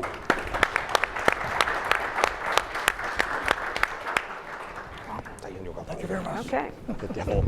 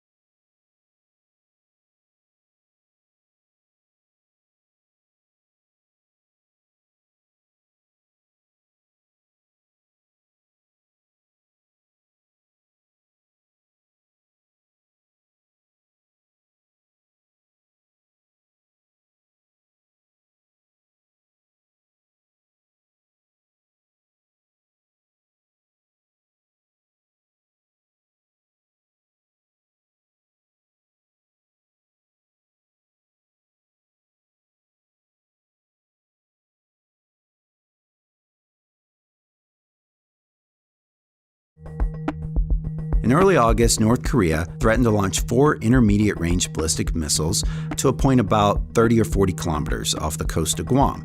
Tom, could you walk us through how U.S. missile defense systems would respond if such a launch was detected? So if that happens, the United States would first detect the missile's heat signatures with satellites such as the Defense Support Program or the newer space-based infrared system. Those satellites would then cue terrestrial radars, such as the TPY-2 X-band radars in Japan and South Korea, which track the missiles with greater precision. The threat missiles would be within the radar field of view for perhaps 5 or 6 minutes. Aegis BMD ships might also be in position to track the missile's flight. The trajectory of the missiles headed from North Korea to Guam would take them over the southern part of Japan. They'd fly just south of Hiroshima, and at that point they'd be at an altitude of about 700 kilometers. So, Tom, if the U.S. determined that these missiles were actually a threat to Guam, what systems would be called upon to respond? If the U.S. determines the missiles to be a potential threat, we might try to shoot them down using various missile defense interceptors. This might include the Sea-launched Standard Missile-3, launched from an Arleigh Burke-class destroyer, or a land-based THAAD battery based in Guam, or some combination of the two. Both systems have an excellent test record, but neither has been used in an operational context against a ballistic missile fired in anger. And all of this would happen within a relatively short period of time. So North Korea said it would take about 17 minutes time of flight to reach Guam. Others have said it could take as little as 14 minutes. Of course, it depends on the specific trajectory used. A more lofted trajectory would take longer and rise to a higher altitude in space, while a more shallow trajectory would take a bit less time and stay at a lower altitude. So an intercept attempt with an Aegis Standard missile would be outside the atmosphere, close to its apogee during its midcourse, or during its downward descent with the THAAD system. So all of this provides an interesting case study into how such a scenario could unfold and the way U.S. missile defense systems are designed to protect against such threats. Right. This is the kind of threat that we've seen coming for a long time. This is why the systems are located where they are, the radars and the interceptors, but we hope we don't have to use them. To learn more about both the threat missiles from North Korea and the various missile defense systems, check out missilethreat.csis.org. While much of the world focuses on terrorism in the Middle East, violent extremist groups have expanded their ambitions and reach in Africa as well. In the Western Sahel, Al-Qaeda in the Islamic Maghreb has produced or inspired a proliferation of extremist groups that continue to destabilize the region. In the areas around Lake Chad, Boko Haram, with its origins in northeast Nigeria, has left tens of thousands of civilians dead and displaced almost 3 million people. The security vacuum in Libya and the presence of Islamic State and Al-Qaeda deepen the risks to the Sahel region. There has been a lot of turmoil and trouble with these radical elements, which you find in this arc of instability from North Africa to Afghanistan. Military intervention by regional forces, France, and the UN have weakened these groups and reclaimed territories they once held. But the drivers of militancy, and the complex social, economic, and political environment that fuels these groups remain very much intact. Unless this understructure of vulnerability and criminality is addressed, extremist violence will remain an enduring threat to the region.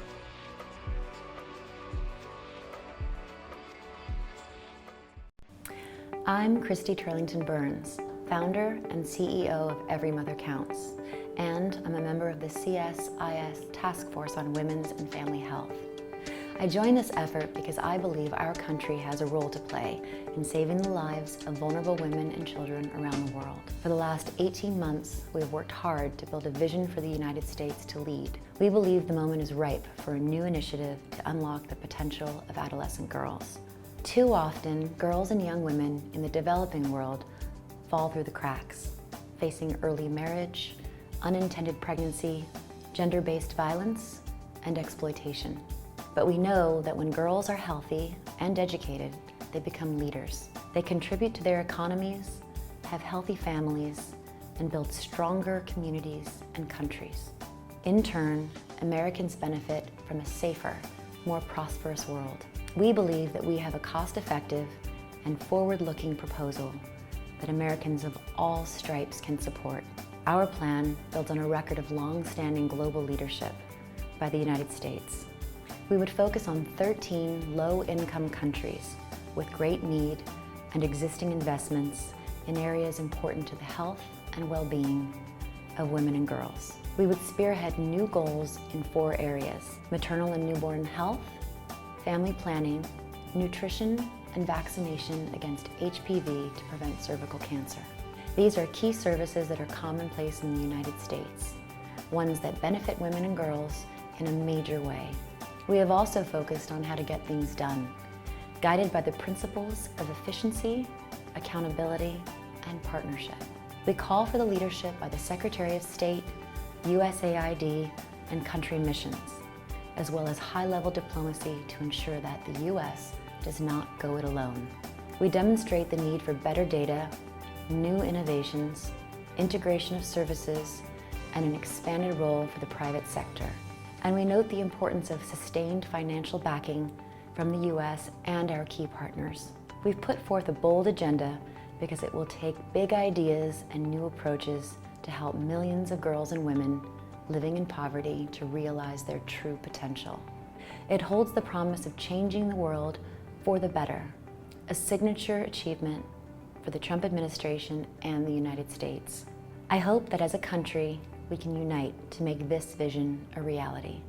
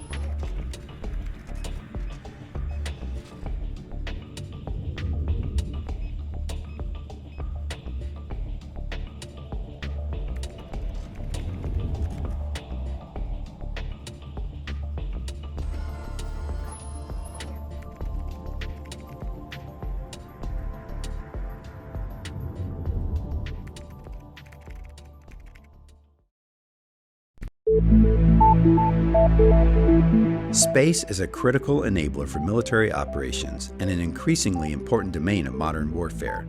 But operating in space is expensive.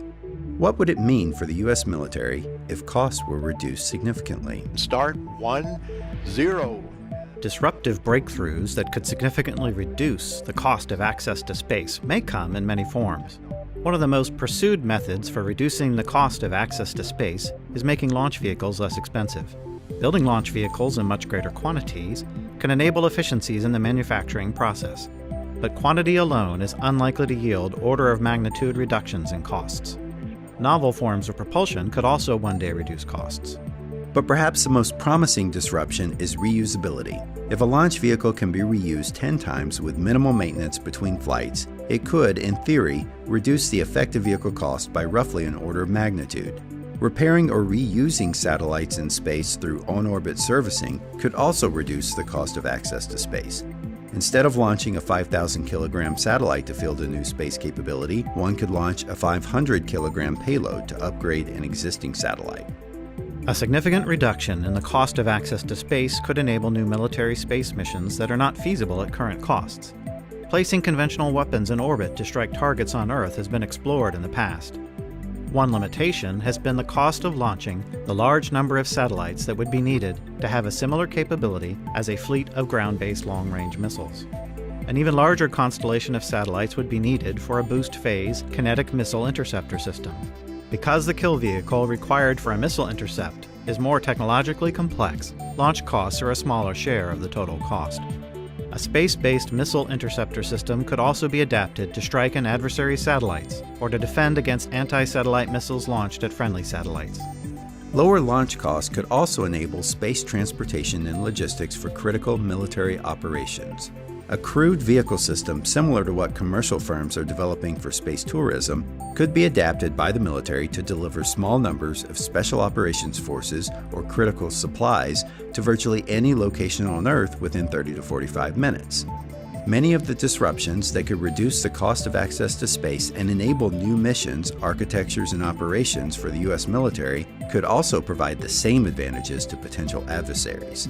Other nations could be incentivized to field space-based systems for ground attack, missile defense, and anti-satellite missions, whether or not the United States pursues such systems. A significant reduction in the cost of launch vehicles in particular could mean a reduction in the cost of long-range missiles, potentially leading to a rapid and uncontrolled proliferation. Significant cost reductions are not likely until space launch becomes more of a commercial rather than a government activity. But the government has a big role to play. The government can seed key market areas by paying for and sharing risky early R&D on disruptive technologies, and helping commercial companies develop common standards so that a competitive commercial ecosystem emerges. The government can help commercial space grow by purchasing more services rather than using only its own version of these capabilities. Government can be the anchor customer for many of the emerging disruptive commercial technologies on the horizon. Also, the government can make getting to space easier by simplifying government approvals and striking a careful balance to maintain the United States' lead in commercial space while protecting national security. The emergence of a robust commercial space market and the promise and peril it offers will take time to fully develop, but the nation that shapes this future is likely to benefit the most. One small step for man, one giant leap for mankind.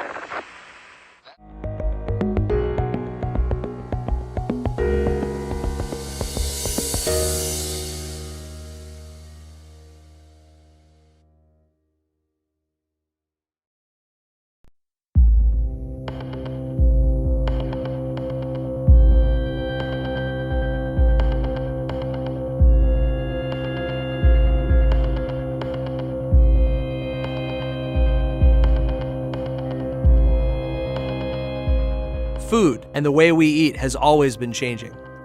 From how it's grown, sourced, prepared, to the consequences on health and the ethics of what we eat.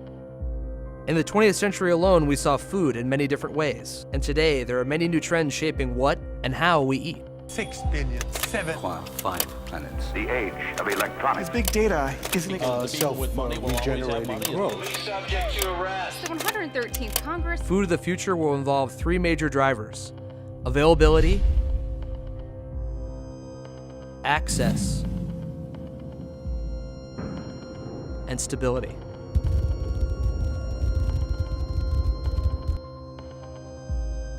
Are current food production and efficiency gains sustainable? With more people, there needs to be more food. Growth of this order requires more arable land and better farming. Most importantly, it requires significantly more water. The effects of global climate change will further exacerbate today's water problems. With the presence of extreme weather, dry regions will be drier and wet regions will be wetter. Access to food is tied to wealth and location. We produce plenty of food on the planet, but not necessarily where we need it. While global hunger and poverty have declined, factors of access and utility still include food income, malnutrition, and obesity. With more people, there is more demand for finite resources: food, water, and clean air. Food shortages, riots, and mass migration will lead to global instability. But there are opportunities for change to avoid this precipice. The world is witnessing incredible advances in food production technology. While these are in many ways considered cutting-edge ideas, not all solutions require radical forward thinking.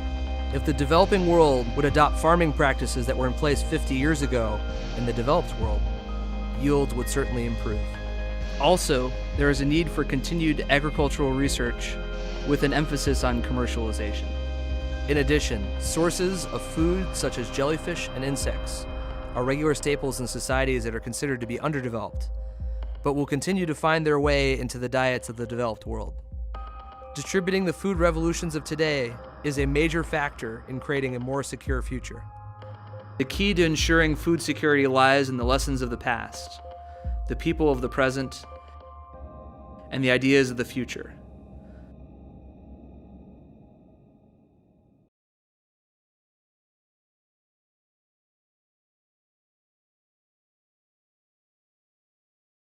I believe in strong alliances, clarity in dealing with our rivals.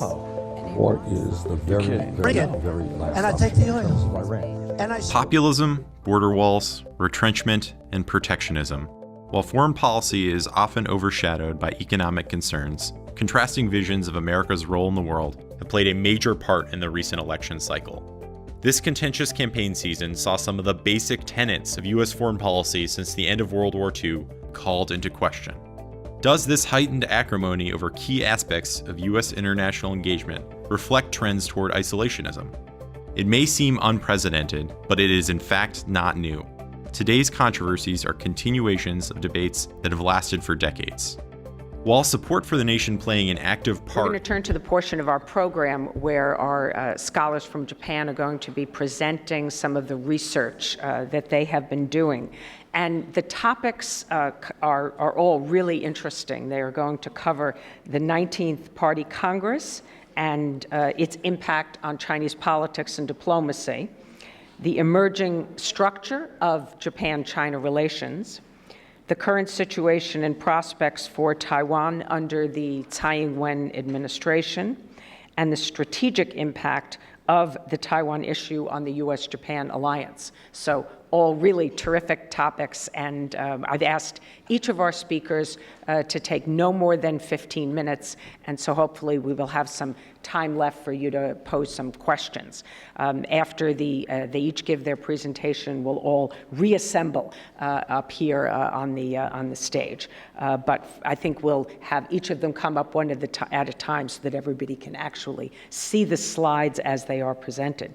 So we're going to start with Takahara Sensei, who is professor of contemporary Chinese politics, again, at the Graduate School of Law and Politics at the University of Tokyo. Please.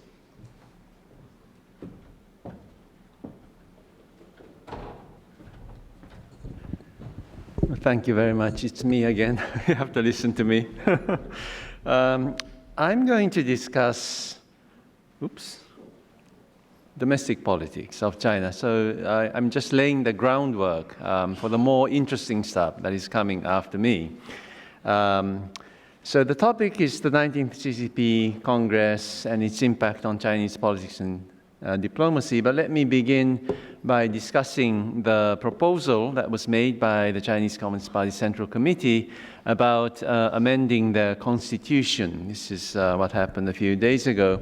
So I would say there are three important points when we think about Chinese domestic politics. The first one is in the constitution they're going to include the Xi Jinping thought, yes, as guiding ideology. And the second point is to eliminate the two-term limit to the state presidency and vice presidency. So this has been highlighted as a move to for Xi Jinping, to allow Xi Jinping to keep his power even beyond 2023, when he was supposed to step down.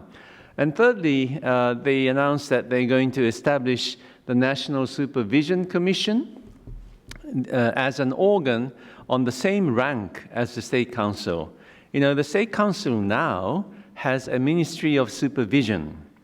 And the Ministry of Supervision is actually an organization that is, in Chinese terms, they say one organization with two signboards. So on the party's side, there is the Commission for Discipline and Inspection, Zhongjiwei. And in fact, this organization of the party and the Ministry of Supervision is one and the same, although they have different names.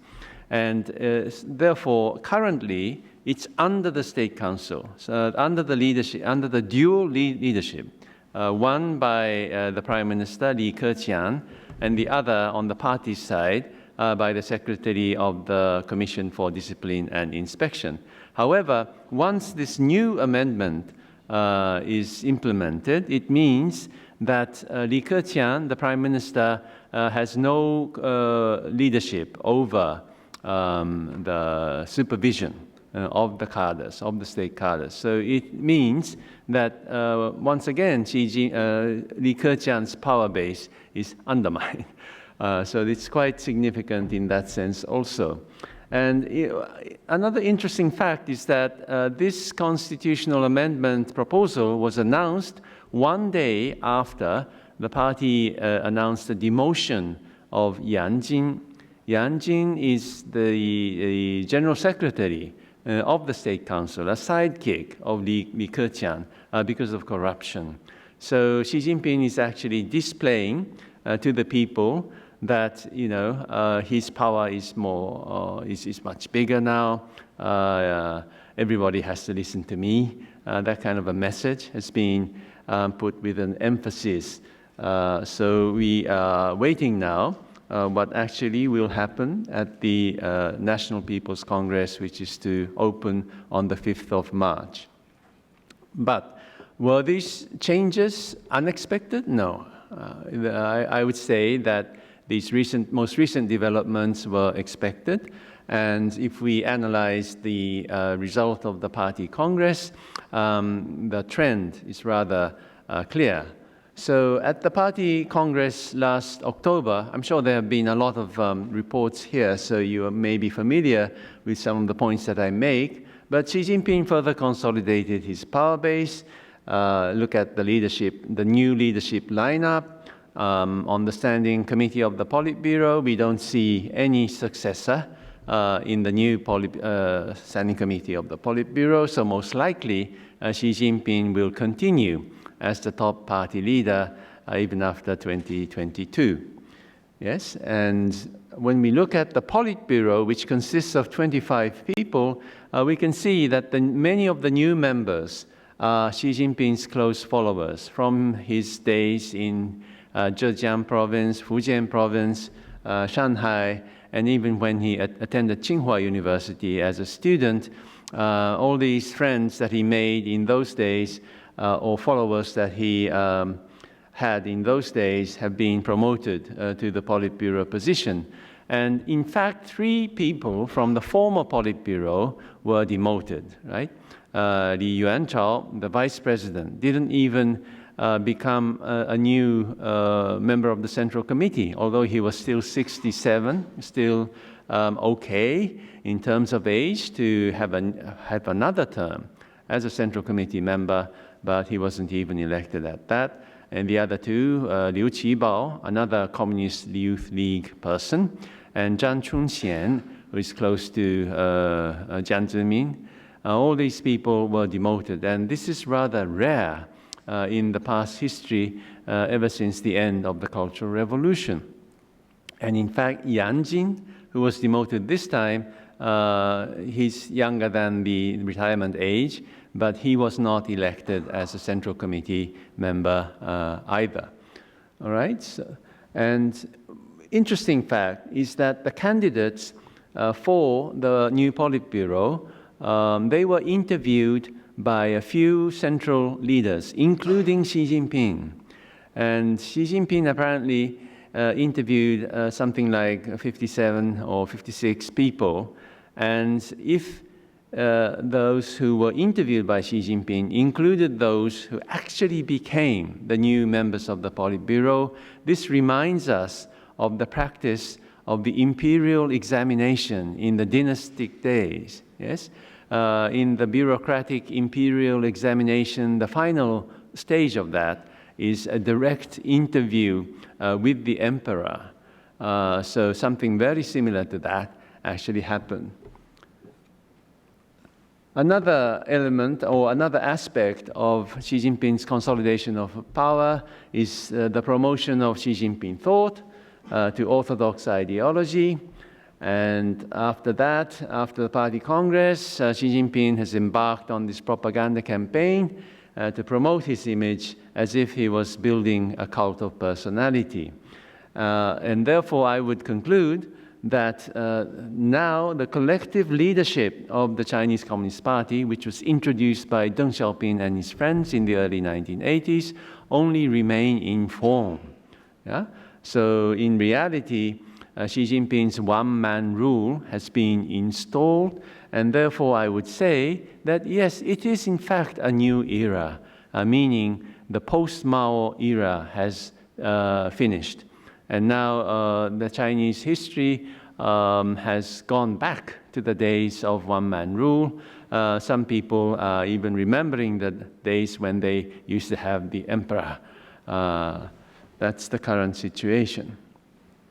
Okay, then important question is, what is going to follow now that we have this one-man rule in China?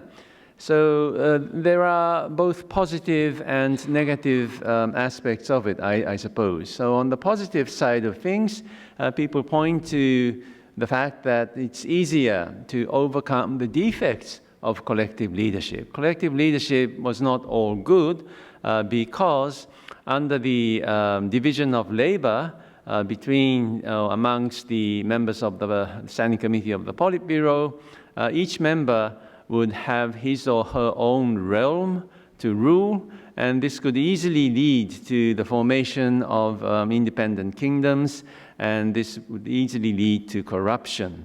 And Xi Jinping, with his big power, now can intervene in these different departments and correct the mistakes that have been made by these members of the Standing Committee of the Politburo. And perhaps he'll be able to implement reforms that would have been difficult under a ordinary general secretary. You know, the general secretary only has very weak power compared to the chairman of the party, which used to be the system that the Chinese Communist Party had. But on the negative side of things, there are two major problems, I would say. One is no one would want to make decisions, because making decisions is very risky. You can easily make mistakes. And therefore, all the cadres would want to pass the buck to his or her superior, but no one wants to make the decision, so the buck is going to be passed upwards, upwards. And finally, on the desk of Xi Jinping, there are many, many problems or issues that he has to decide.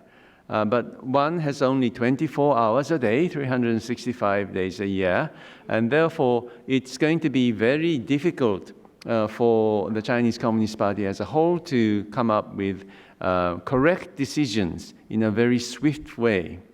That's perhaps already happening. And the other problem is the decline of morale by the anti-corruption campaign. I'm sure people are familiar with that.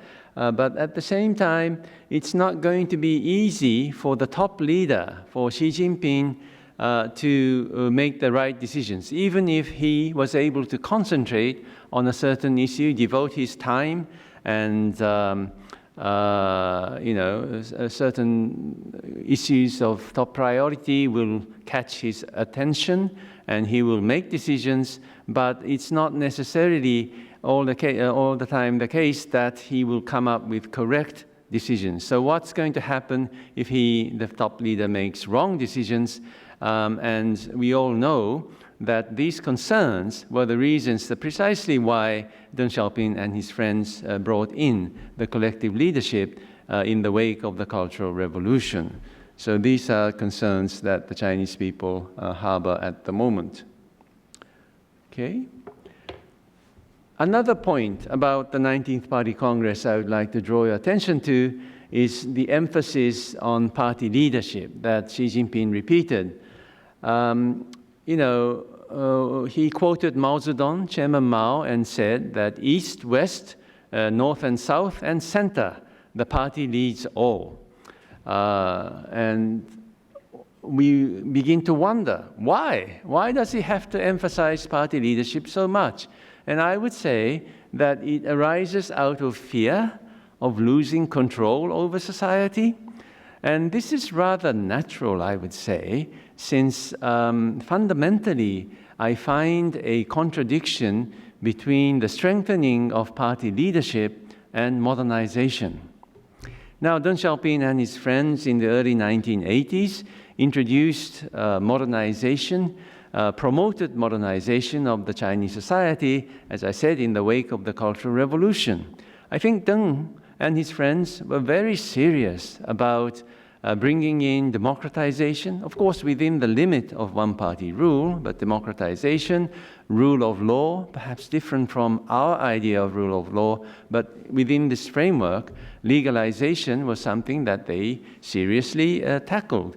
And institutionalization in general, in the realm of economy, marketization, more transparency, all these things are very important features of modernization, as we know. But if you do promote those things, one inevitable consequence is it reduces the role of party leadership. The party doesn't have to go around telling people to do this or that, because institutions will will play the role. Marketization, the invisible hand, will play the role, instead of the party going around and commanding this or that to the people. So we see that even Deng Xiaoping realized this problem, so sometimes he would tighten the grip of party leadership over society, and then he will loosen it again. So there is this cycle of tightening and loosening of party control in the past history of the Chinese, of China, especially after the Cultural Revolution. So an inevitable relativization of party leadership takes place because of modernization, and I would say this is causing the fear in the mind of Xi Jinping that isn't there going to be a color revolution of a kind that will topple my regime, or will topple my government. But then the question is, can Xi Jinping reverse this tide? Can he swim against this tide of modernization? We are now living in the 21st century, and this momentum for modernizing the Chinese society, I don't think will cease. Right? And then this is related to a very interesting question about the major contradiction in society, the principal contradiction in society. At the Party Congress, Xi Jinping announced that they are facing a new principal contradiction, that is between the ever-growing needs of the people for a better life on the one hand, and the unbalanced and inadequate development on the other.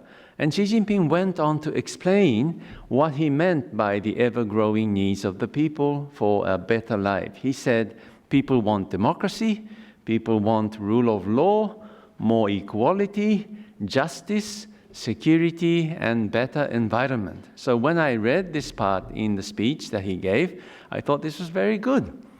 He was able to identify the real problems that the people were facing.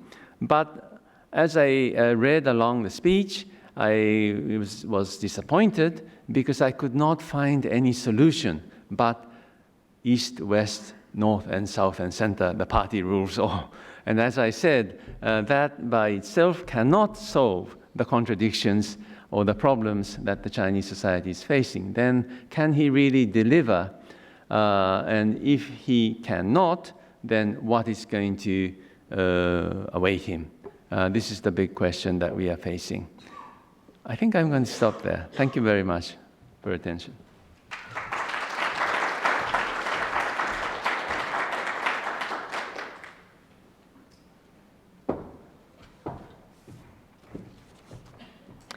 Thank you, Takahara-san. So now we're going to move to the next presentation, which is about the emerging structure in Sino-Japanese relations. And so I'd like to welcome Eto Naoko to the stage. You can use the steps if you prefer.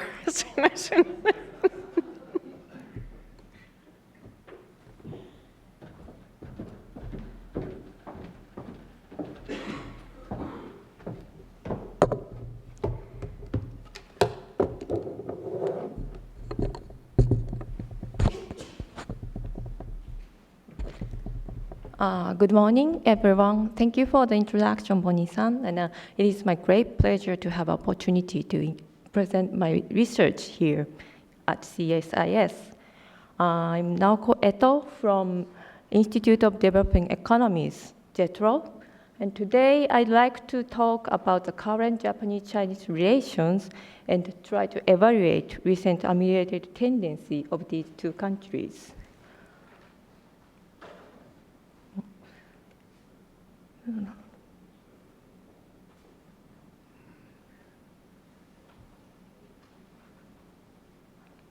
Is it okay? Okay, here it comes.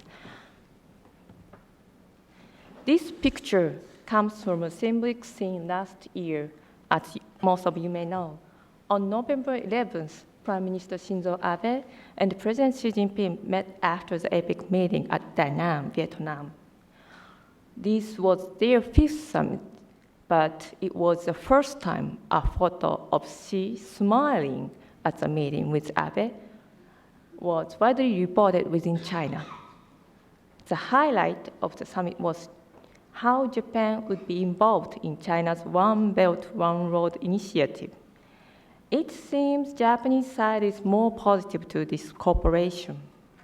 Following the summit, a delegation of over 250 people visited Beijing, met with Prime Minister Li Keqiang and Chinese business leaders to discuss about market expansion in third countries and innovation in technology. Also, Japanese Prime Minister's office in late November announced a set of principles on private sector's cooperation under the Belt and Road framework.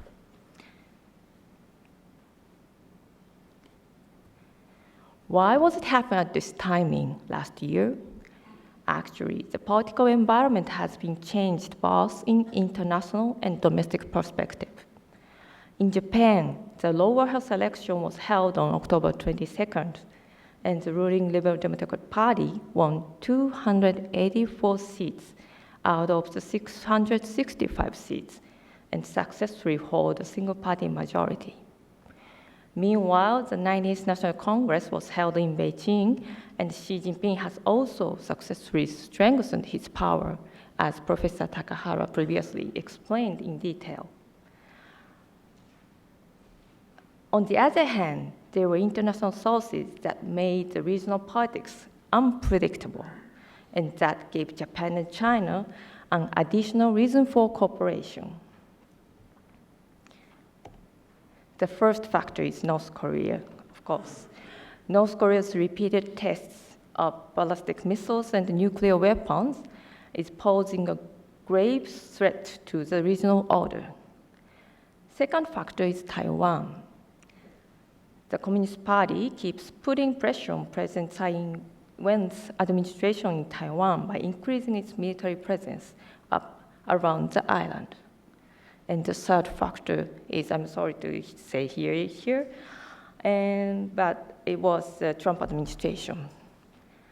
Under the banner of America First, the new American government was reconsidering traditional ties, including those with China, though it has also expressed a willingness to work with China. So all of these factors made the situation unpredictable.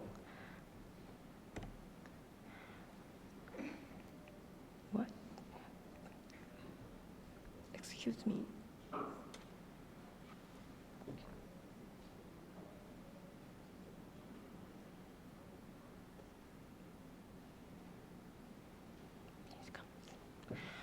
I'm sorry for the confusion. Bilateral relations also drove the motivation for the amelioration. The biggest challenge for the two countries is ownership of Senkaku Islands, which is called Diaoyu Islands in Chinese. It has been the thorniest problem since the early 2000s, and will likely remain so in the next decades. The red line on this map here indicates areas that were returned from the United States to Japan in 1972 in accordance with the Okinawa Reversion Agreement. The Senkaku Islands are included in this area, and this fact provides one of the grounds for Japanese government to hold its territorial right. To maintain the sovereignty, Japan took steps with the adoption of National Defense Program guidelines, the so-called New Defense Guidelines, in December 2013, which clearly states that strengthened defense posture built up in the southwestern region, which includes, of course, Senkaku Islands. At the same time, the Japanese government adopted the National Security Strategy and the Midterm Defense Program. These new defense policies were sequentially carried out from 2016.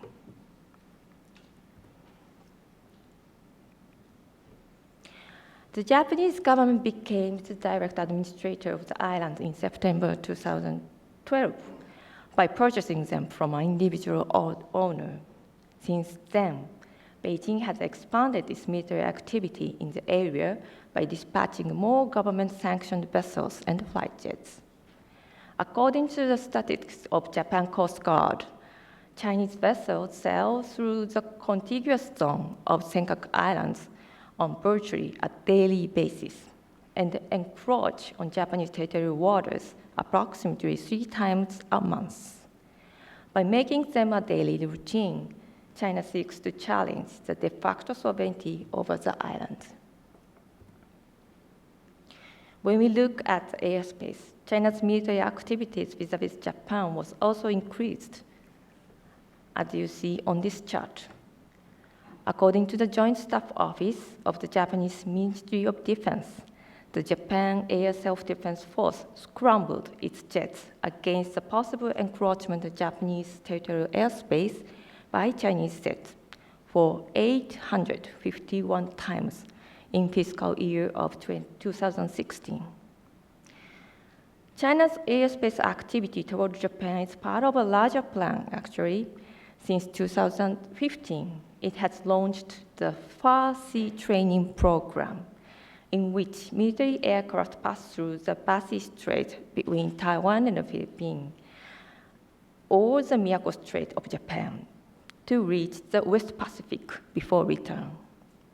Taiwan has also become quite wary of this program because it includes flight routes that go around the entire Taiwan island. A Chinese spokesperson at the Chinese Air Force even characterized this activity as an island encirclement patrol in December 2017. Let's see the factors why the two governments could develop the ameliorative atmosphere under these circumstances. Here, I listed 3 factors. With the changes in defense build-ups and the growing tension over the East China Sea and the West Pacific, the Japanese and Chinese governments actually felt the need for a plan on crisis management. The two states have had long negotiations for the establishment of a maritime air communication mechanism, a direct channel to the employed between the Chinese People Liberation Army and the Japanese Self-Defense Force in case of a military exigency. Consensus on the need to build such a communication line was reached in 2007. Still, the mechanism has yet to be formally launched, despite the decade-long talks. In order to understand the negotiation over the territorial issue, the 4-point consensus that I listed here too is announced on November 2014 can be regarded as a significant diplomatic compromise, which brought turning point to relationships.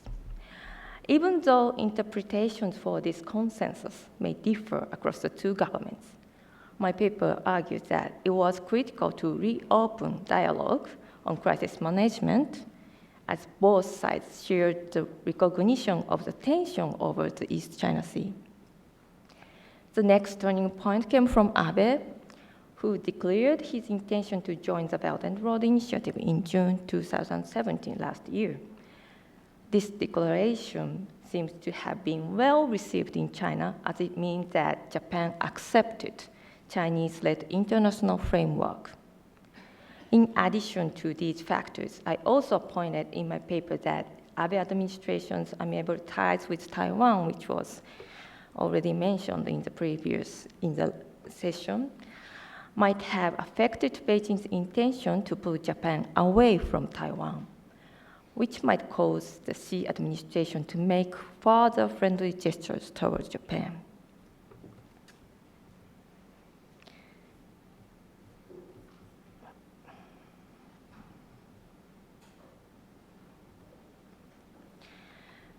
Okay, and this may sound a little sudden, but it is important to refer to the change of history issue of these two countries, as it is currently veiled but maintains the possibility to surface again in Japan-China relations. The problem of historical awareness has long been one of the keenest in the Japan-China relations since the normalization in 1972. Especially in the first half of 2000, the Japan-China relationship was in steep decline over the Yasukuni Shrine, in spite of their increasing economic interdependence. With the birth of first Abe administration in 2006, diplomatic effort on both sides successfully resulted to refrain from reigniting the history issue. Prime Minister Abe also maintained ambiguity as to whether he would visit the shrine or not. I'd like to shed a light on the fact in this section, a shift in Chinese history awareness has started at that time. An official interpretation by the Communist Party to put the anti-Japanese war within global history has grown more influential. The change in the public perception of the modern history of China from a history of victimhood and invasion to a victory and greatness has had positive repercussions for how the Chinese government copes with the problem of historical awareness of Japan, as Japan's role has changed from the primary aggressor to the defeated. This shift in historical awareness was part of a larger change within the great power idea. And China's growing self-awareness as a great power gives rise to a new issue of historical awareness. For example, for Abe's visit to the Yasukuni Shrine in December 2013, Chinese ambassadors around the world launched a collective media campaign to project the image of Japan as a revisionist to the post-war international order. In my opinion, the goal of these appeals was probably not to cast doubt on Japan's pacifism, but to improve the image of China itself in international society by labeling Japan as a villain. This case indicates that history issue has expanded beyond bilateral relations because the Chinese government intends to influence the international community through a Chinese way of historical understanding.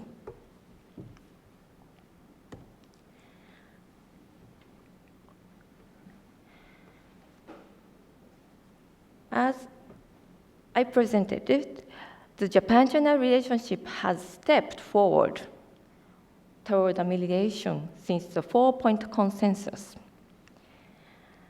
However, this change was promoted based on the awareness that territorial conflict lies between the two countries. Along with this understanding, I'd like to mention two implications for the evaluation of these changes. First, the dispute over the Senkaku Diaoyu Islands breeds constant tension, unlike the issue of historical awareness, in which the two governments, especially the Chinese side, could bring friction under control. And second, the two states still need repeated diplomatic efforts and the institution of crisis management to avoid escalating tension over the territorial dispute. And overall, I conclude the current Japanese relationship is under the transition period toward new structure.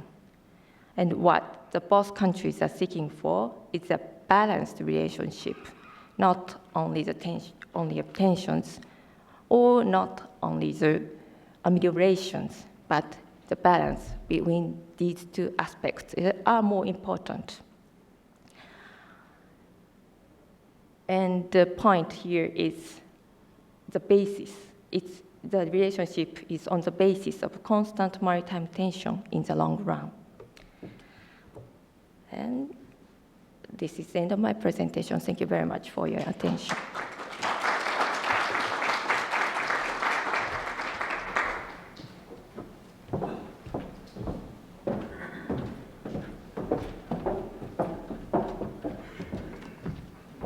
Thank you, Dr. Eto, and apologies for the lack of an appropriate introduction. Dr. Eto is at JETRO at the East Asian Studies Group in the Area Studies Center of the Institute of Developing Economies. So our next speaker is Professor Fukuda, who is Professor of International Politics and China Studies at Hosei University.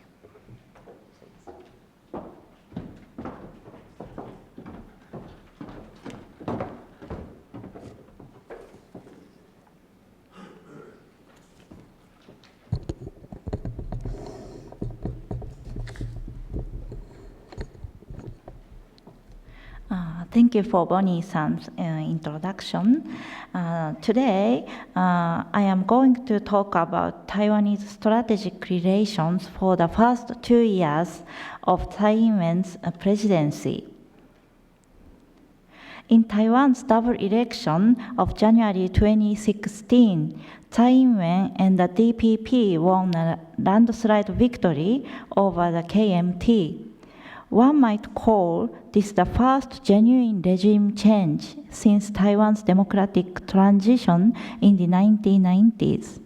However, much to the surprise of many observers, the election excitement in Tsai's government evaporated soon after she took office in May, and her popularity has remained low. To address this puzzle, I will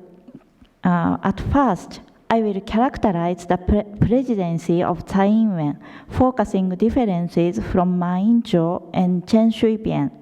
And then I will review the first First 2 years of Tsai's administration by focusing on domestic politics, cross-strait issues, and foreign policy. And I will argue that the structural challenge for Taiwan, which is the mutual reinforcement between the three factors. Finally, I will discuss about whether Taiwan's strategic challenges could shift in the next 2 to 6 years. I would like to characterize Tsai Ing-wen's regime as a third-way government, which is distinct from either Ma or Chen. She was well aware of Taiwanese identity, which grew in response to Ma's increasing dependency on China. At the same time, Tsai sought to avoid appearing to be another Chen, who was regarded as a troublemaker in the international community. My definition of the third way comes from 3 areas. First, domestically, Taiwan is undertaking institutional reforms as it moves completely beyond the period of the KMT's authoritarian rule. Second, Taiwan is building close relations with neighboring countries. Third, as the result of the internal and external policy above, Taiwan is expanding its political autonomy from China without inviting a backlash. Tsai's third way became evident in her inaugural speech. It highlighted the importance of domestic reform in preference to its foreign policy. About the relationship with China, she indicated that Taipei would make sure to retain the ongoing level of dialogue. At the same time, Tsai didn't directly mention the 1992 consensus. Therefore, Beijing noted that her address was an incomplete test answer and demanded that the Tsai regime uphold the 1992 consensus. Following the inauguration, Tsai's government put her words into practice by making a series of policy changes. The changes can be organized into 3 areas. First area includes problems inherited from the Ma administration, such as the implementation of 5-day work week and the pension reform. The second includes new action under the DPP government, such as the transitional justice and abandoning nuclear power. And the third area includes politically sensitive issues, such as the same-sex marriage and the lifting on ban on food imports from Japan. Yet, as this figure indicates, public attitude toward these reforms are not as favorable as was hoped for. Overall satisfaction with the government has not increased. However, this is by no means indicative of a regime change in 2020. Now, the KMT seems unlikely to return to office soon, and the New Power Party has so far been the most vocal third party to criticize Tsai's government. Therefore, the biggest threat to Tsai most likely comes from her own party itself. It seems that no DPP politician has yet to openly challenge Tsai's re-election in 2020. President Tsai's cross-strait strategy has not changed since inauguration. In response, Beijing has suspended the official dialogue and put pressure on Taipei. In the economic area, China reduced its purchase of agricultural products and issued fewer visas for Chinese tourists and students to Taiwan.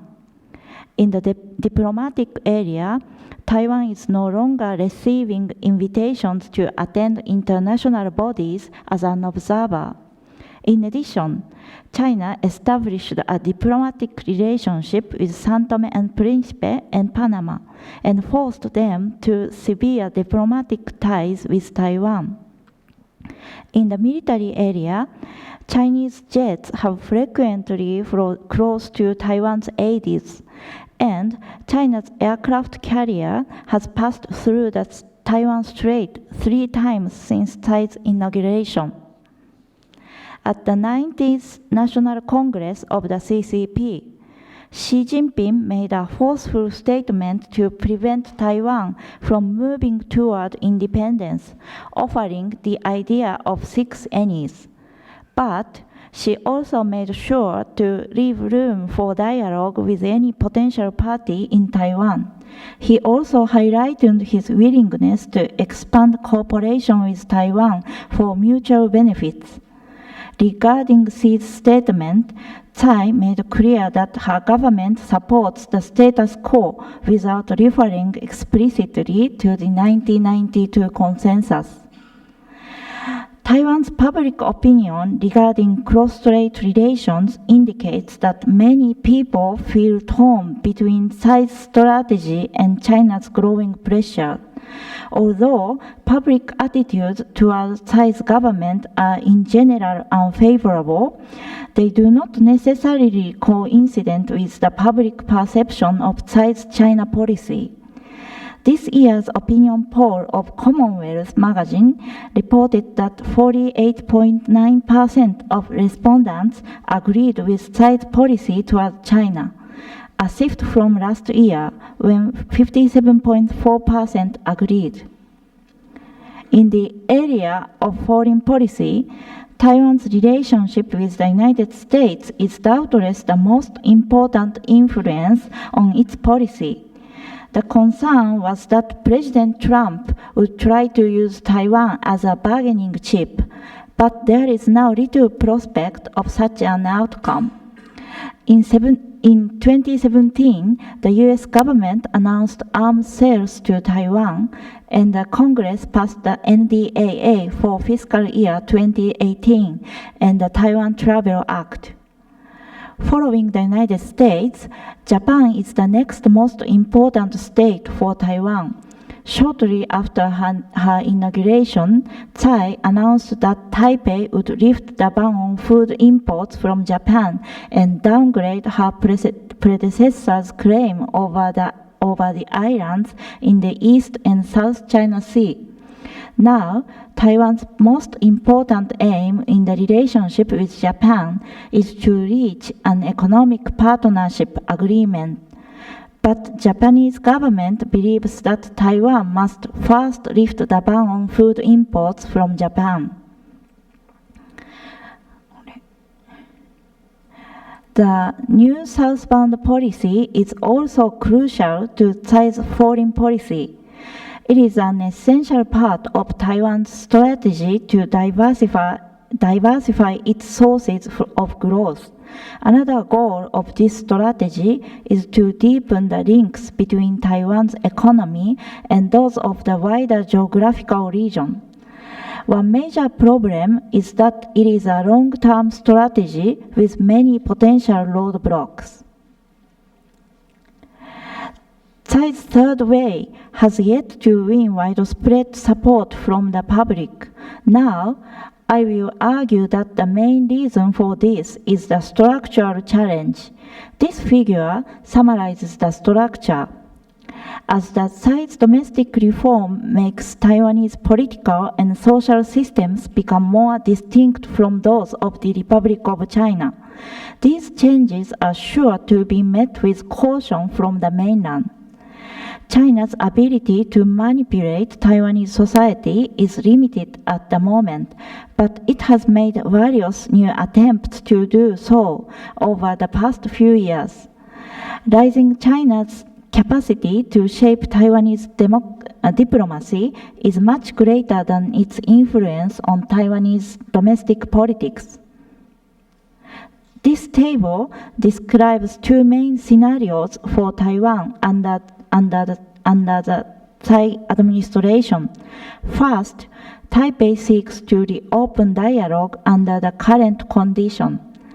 But Beijing may remain inflexible for Tsai's government. If that happens, the Tsai government will have to resist pressure from China in the area of domestic and foreign policy. In terms of domestic politics, one of the most pressing challenges is to keep the DPP united. The Tsai government faces a bigger challenge abroad regarding how to build durable ties with regional powers. The prospect for success is closely tied to what order the region takes. Therefore, it is critical for Taiwan to maintain a healthy relationship with the region's leading powers, such as the United States and Japan, and to actively participate in upholding the current order, where democracy and freedom remain the guiding principle. That's all my presentation. Thank you for your attention.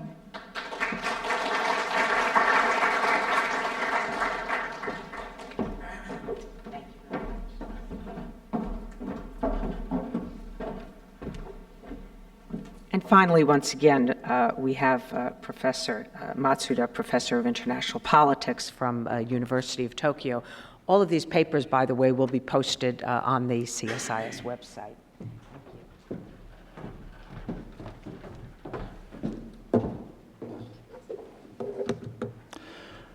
Well, thank you, Bonnie, and thank you for coming.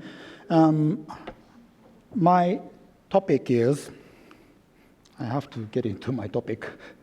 How should I? Please do.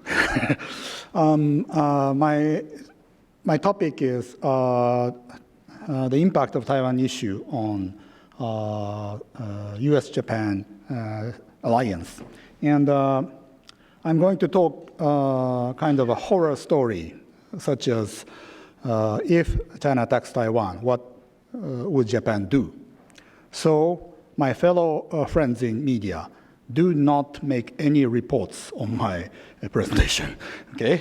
This is a horror story, but it's a pure brain exercise from the viewpoint of academics, okay?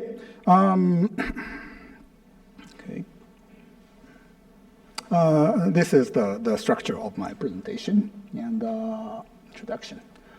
U.S. Japan alliance, of course, there are overlapping interests, but U.S. and Japan have some different interests and some different roles and missions. Especially Japan's restrictions is a little bit big, and Japan is a shield, and U.S. is pierce. And there are always dilemmas of alliance, entanglement, or abandonment. This is our basics. And my question is, how does the Taiwanese case affect the Japan-U.S. alliance? How would Japan and the United States each respond the event that China resort to non-peaceful means, such as the exercise of military power to compel Taiwan's policy change? What dilemma will each face? And should the United States choose to abandon Taiwan by reducing the current degree of engagement in East Asia? How will alliance with Japan change? So never make any reports, okay? First, this is brain exercise. Let's foresee the future of East Asia. I draw this figure. The vertical side is cooperative China, or less cooperative, or much more hegemonic China. And the horizontal arrows, U.S. keeps status quo, still keep being the number one country in the world and dominant in East Asia. And the left side is U.S. decline. So if we take these arrows, we can make 4 different trajectories in the future. On the upper two, since China is very cooperative, we don't have to really worry about these features. If China is cooperative and U.S. Keeps status quo, it's de facto G2. U.S. and China can make a lot of decisions. And the other one is independence of Asia. China is a very good country, and U.S. withdraws. So it's kind of independence of Asia. Hooray, not bad. But the downside, these two are a bit horrible one. China is becoming more and more hegemonic, and the U.S. keeps status quo. That's going to be the U.S.-China strategic competition. And the other one is China is becoming more and more hegemonic, and U.S. withdraws.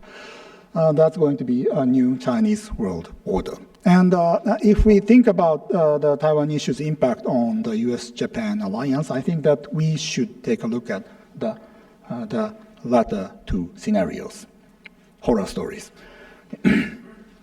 Okay. The scenarios of China's use of force against Taiwan or non-peaceful means to Taiwan. That's a prevention by the U.S.-Japan alliance.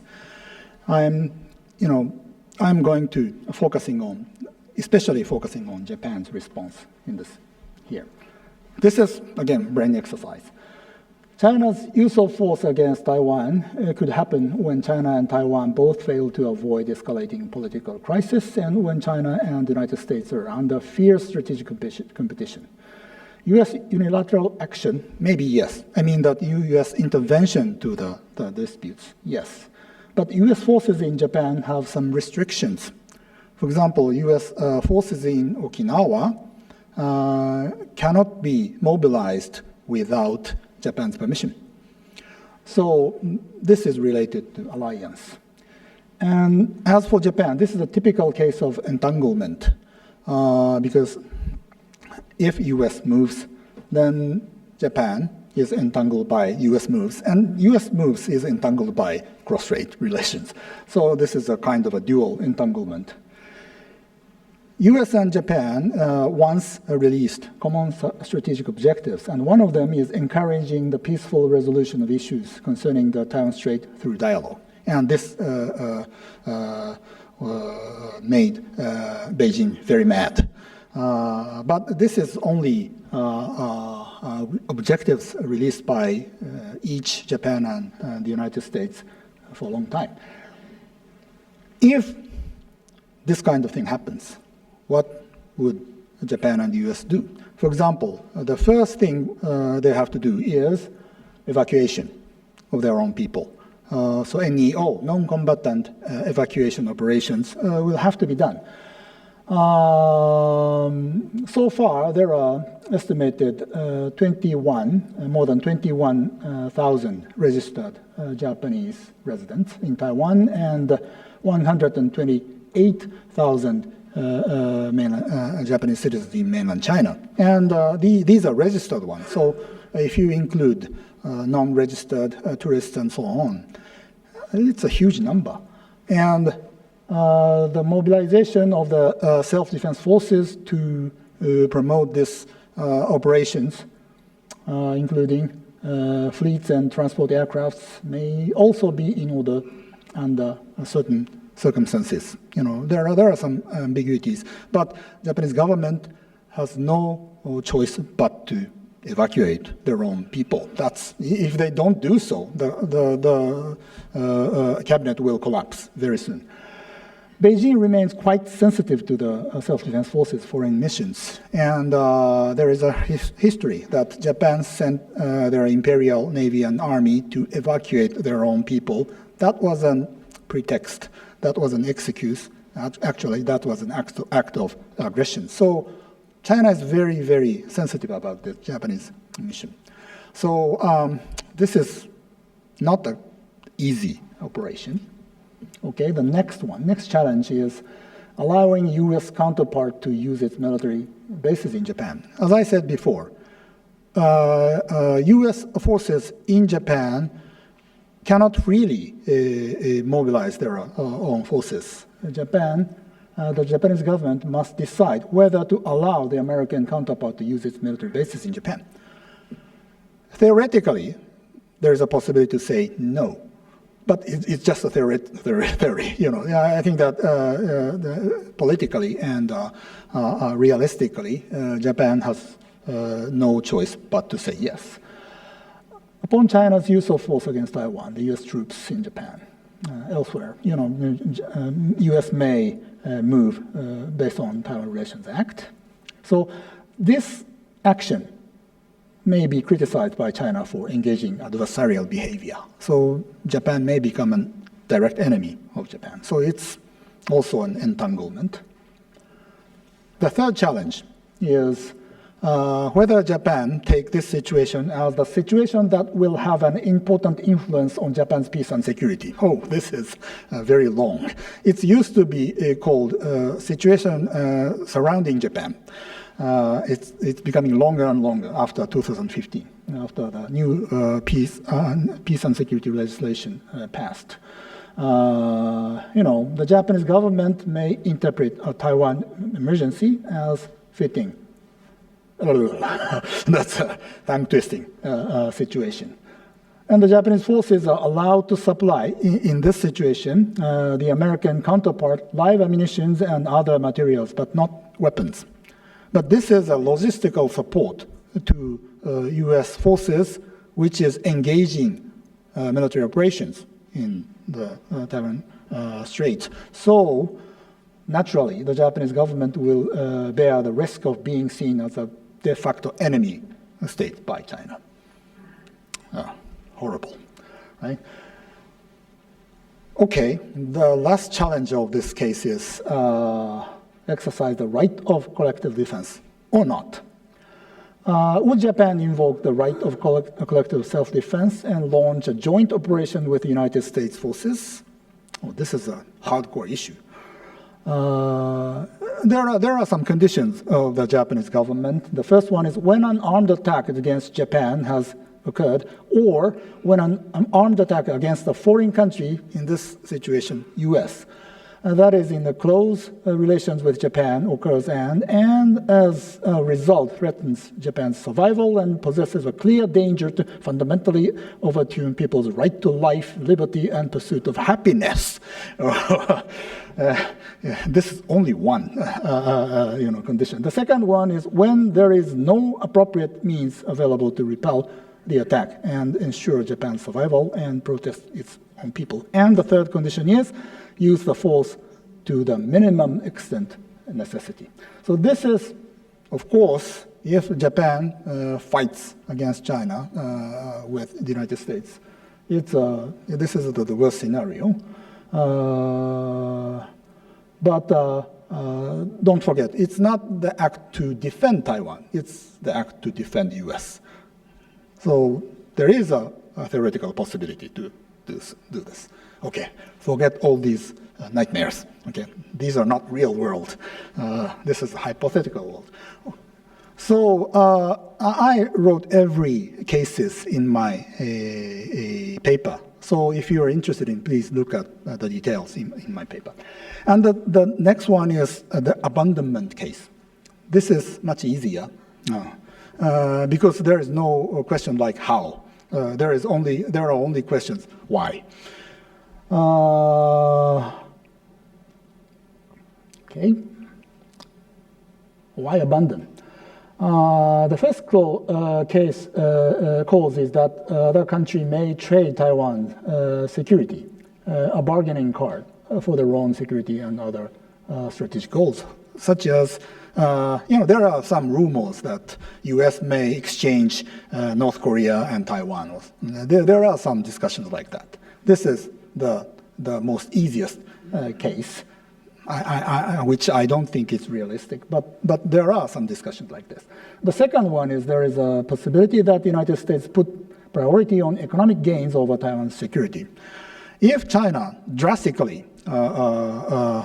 reduce trade surplus to the United States, okay, deal. which I don't think realistic anymore. And the third one is Why it's not realistic? Because there is an institution and systems inside the United States, and if you abandon Taiwan explicitly, that would definitely trigger repercussions from the Congress and other parts of the society. So it's not easy. But canceling or delaying or reducing arms sales to Taiwan to draw concessions from China in tacit way, it's not impossible. So there are some, to some extent, there are some possibilities about this. These two possibilities have advantages and disadvantages for all parties involved. Taking Taiwan as a bargaining card, it expects Beijing to reciprocate in a tangible manner. But if Beijing fails to make a competent offer on North Korea or trade deficits, U.S. might take a hardline approach in the next round of bilateral trade negotiation, and so on. Or current administration may have this kind of deal, but next administration will change the policy. So it's not easy, but there are some possibility about this. And the third one is that the third case is that the United States abandons Taiwan to guarantee its own security. This is a very famous Qi Tailun by Charles Glazer. And the third course would greatly undermine the credibility of the United States as an ally of Japan and South Korea. Mr. Charles Glazer, not this Glazer, made this argument in 2011. If the United States abandons the friendly to U.S. and the democracy, and there are 23 million people living, if U.S. abandons Taiwan, why not Senkaku Islands? So this kind of correlation will occur. So my brain exercise, getting back to the original, my conclusion is this. The United States continues to play a critical role in making its alliance with Japan work to guarantee Taiwan's security. But Japan's role is also very important. It's taking a lesser roles and missions, but in alliance does play a substantial role in the security of Taiwan. And third, should the United States abandon Taiwan, its allies in East Asia will fear the same. And Japan has no role if the United States actually abandons Taiwan. So the Taiwan issue has maintained a serious concern for the Japan-US alliance. It has been stable by making the possible cost of China's use of force prohibitively high. This structure is likely to remain in place in the foreseeable future, so long as the United States remains committed. I think that US is the key role. Thank you very much.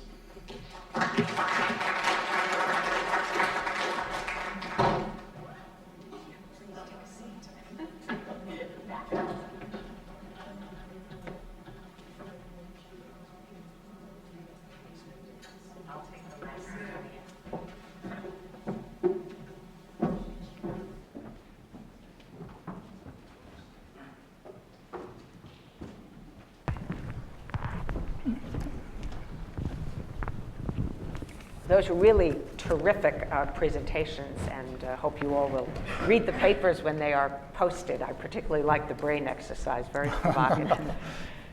We do have about 15 minutes left for Q&A, so please, if you'll just keep your questions very short, direct them to maybe one or two individuals, and we'll try to take as many as we can. And please just identify yourself and wait for the microphone.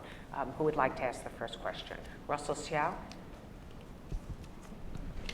Russell Shell with the Global Taiwan Institute, and thank you for a very insightful set of presentations.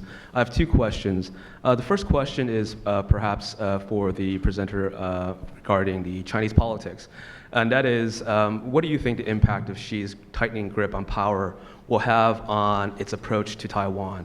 Are we going to see a hardening of his policy? Are we going to see a soft? There seems to be some conflicting signals as far as enticement versus pressure. So what do you think is going to happen with the fact that he is tightening his grip on power? The second question is on maritime cooperation. I think against the backdrop of this intensifying military exercises, frequency and sophistication in the East China Sea in particular, but also in the South China Sea. There seems to be a lot of shared interest between Taiwan and Japan to cooperate more in the maritime domain. And so I wonder for the presenter who had the presentation on maritime issues between China and Japan, what do you see as the challenges and opportunities for closer cooperation between Taiwan and Japan in maritime issues in the East China Sea? I understand that there's been 2 dialogues so far between Taiwan and Japan on maritime cooperation under the current Tsai administration. So perhaps if you have any updates as to where they are on that, that'd be great. Thank you. Okay. When it comes to Xi Jinping's policies towards Taiwan, or external policies in general, I would say that the concentration of power on him could have 2 different directions. That is, on the one hand, because he doesn't have to worry about the criticisms from the rivals, the political rivals of his, he can extend a friendly hand toward the other side. But on the other hand, the concentration of power makes it easier for him to implement his personality, as it were. He's a very active person, very assertive person. He's prone to act. So if the internal situation, especially the economic situation, gets into trouble, then he may be tempted to act. But we don't see that in the near future. I will have a short comment on the maritime cooperation between Japan and Taiwan. As Professor Fukuda will more comments about this issue as she is an expert on Japan-Taiwan relations, but when we talk about the maritime issues that I presented in my presentation, it is very important to share the information of these related countries, including the Taiwan. And the Taiwan actually has great information about the airspace activities of China within not only the Taiwan, around Taiwan, but also the area, farther southern area of Taiwan. So in my opinion, one possibility of cooperation between Japan and Taiwan in this particular issue could be the information about information. For Japan, it is important to improve the maritime cooperation both with China and Taiwan because Taiwan is one of important actor of the issue in the East China Sea. And under the Tsai government, Taiwan and Japan began to new maritime dialogue. So I think now the maritime cooperation between Japan and Taiwan is improving. It is very good, good news for Japan and other East Asian countries. Great. Okay. Next question. Yes, Xin Qiang. My name is Xin Qiang again, and from Fudan University, now at the site of Johns Hopkins. I have a question for Song Jian-sang. I'm very interesting to see your perspective about the regional order or the relations between U.S. and China in your PPT, the slide. But it seems you make your judgment first based on the power of the United States, but second by the attitudes or foreign policy of China. It seems you make the judgment based on different standards. I'm curious why you don't make the judgment based on the same standard, maybe for example, the power symmetry between the two countries, or the different policies or attitudes of the two states. And also maybe in relation with that question is, you said that you think there might be two possibilities. One is U.S. power decline. Another is maintain a status quo. Why you didn't expect that U.S. power advantage will enlarge or expand comparing with China in the future? Thank you. Thank you very much. It's a question of methodology. I think that what I took was scenario planning, and you have to find two driving forces, and you have to draw lines by the two most important and most uncertain elements. So it can be power related and it can be intention related. And if you draw two most important and most uncertain elements, then you can draw 4 different futures. That's a methodology of scenario planning. I skipped every methodology part. Yes, and your second question is that U.S. may increase its power, but I think that it's a peaceful time, and other economies are developing and trying to catching up. I think that so far U.S. itself grows very fast, and others cannot follow. That kind of future can be excluded for the U.S. is still the superpower, dominant in the world. So I think that it's a very interesting suggestion, but I think that mine is enough to meet my requirement. Thank you. Gil Rosman.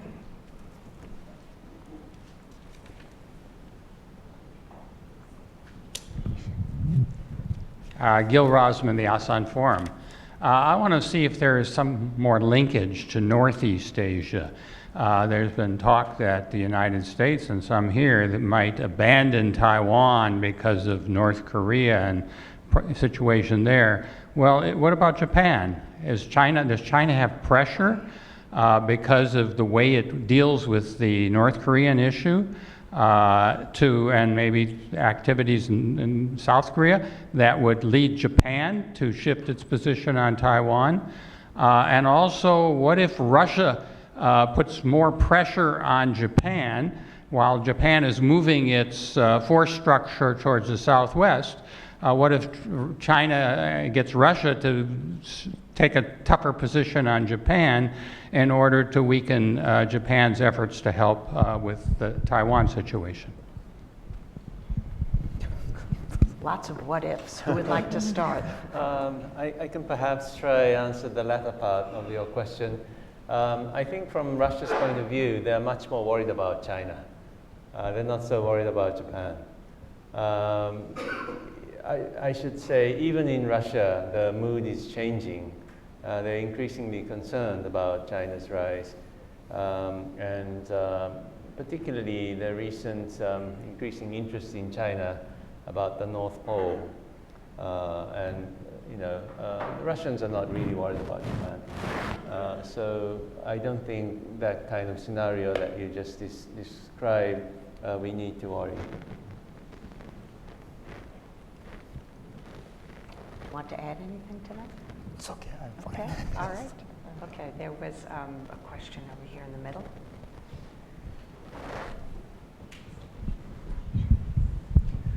Good morning. Thomas Ko, U.S. Air Force. My question is, thanks first for sharing what you did this morning regarding what Japan and the U.S. can do. In your opinion, what is Taiwan able to do for itself to prevent aggression? It's a very important question. Who would like to start with that? Well, Taiwan is an independent political community, but internal division is so serious, and Taiwan is losing its confidence over its economy and politics and so on. I think that the Taiwan itself has to revitalize itself. I think that this is the most important thing, most important goal for the Taiwanese to achieve. If the Taiwanese lose all the confidence, the rest of the world cannot help Taiwan. So, one can be helped by oneself, right? So that's my impression. That's a very important, I think, point that Matsuda-san makes. Of course, in addition to that, doing more for its own defense is important. There has been a lot of emphasis in the Trump administration on development of asymmetrical capabilities, and spending more on defense, I think, is something that the United States would also like Taiwan to do. Ultimately, Taiwan has to demonstrate every day that it is determined to defend itself, so that as Xi Jinping wakes up every morning, he says, today is not the day that I'm going to attack Taiwan. Mike Fonte, you have a question?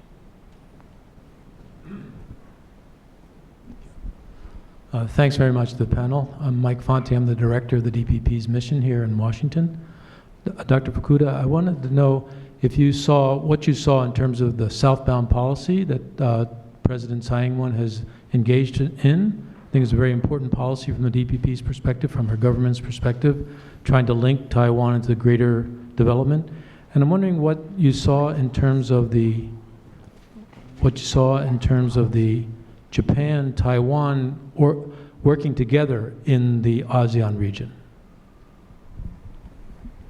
Can Japan help to support themselves? Okay. I think, as I presented, the new southbound policy is very important. The key policy of Tsai Ing-wen's foreign policy, and for Japan, it is also for Japan. There is possibility for Japanese companies to cooperate with Taiwanese company and together work in the South Asian countries like India, or Southeast Asian country like Indonesia, and so on. Under the Maintro administration, Japanese company and Taiwanese company cooperate to develop their work in mainland China, but now they want to shift to the Southeast Asia and South Asian country. It's one possibility to cooperate. The China Power Project has recently written a report on the new southbound policy, which for those of you who are interested, I would commend to you. Any final questions before we wrap up here? It's been a really excellent discussion this morning. We're really grateful that our friends from Japan have come back and presented their research here at CSIS, and thank you all for coming.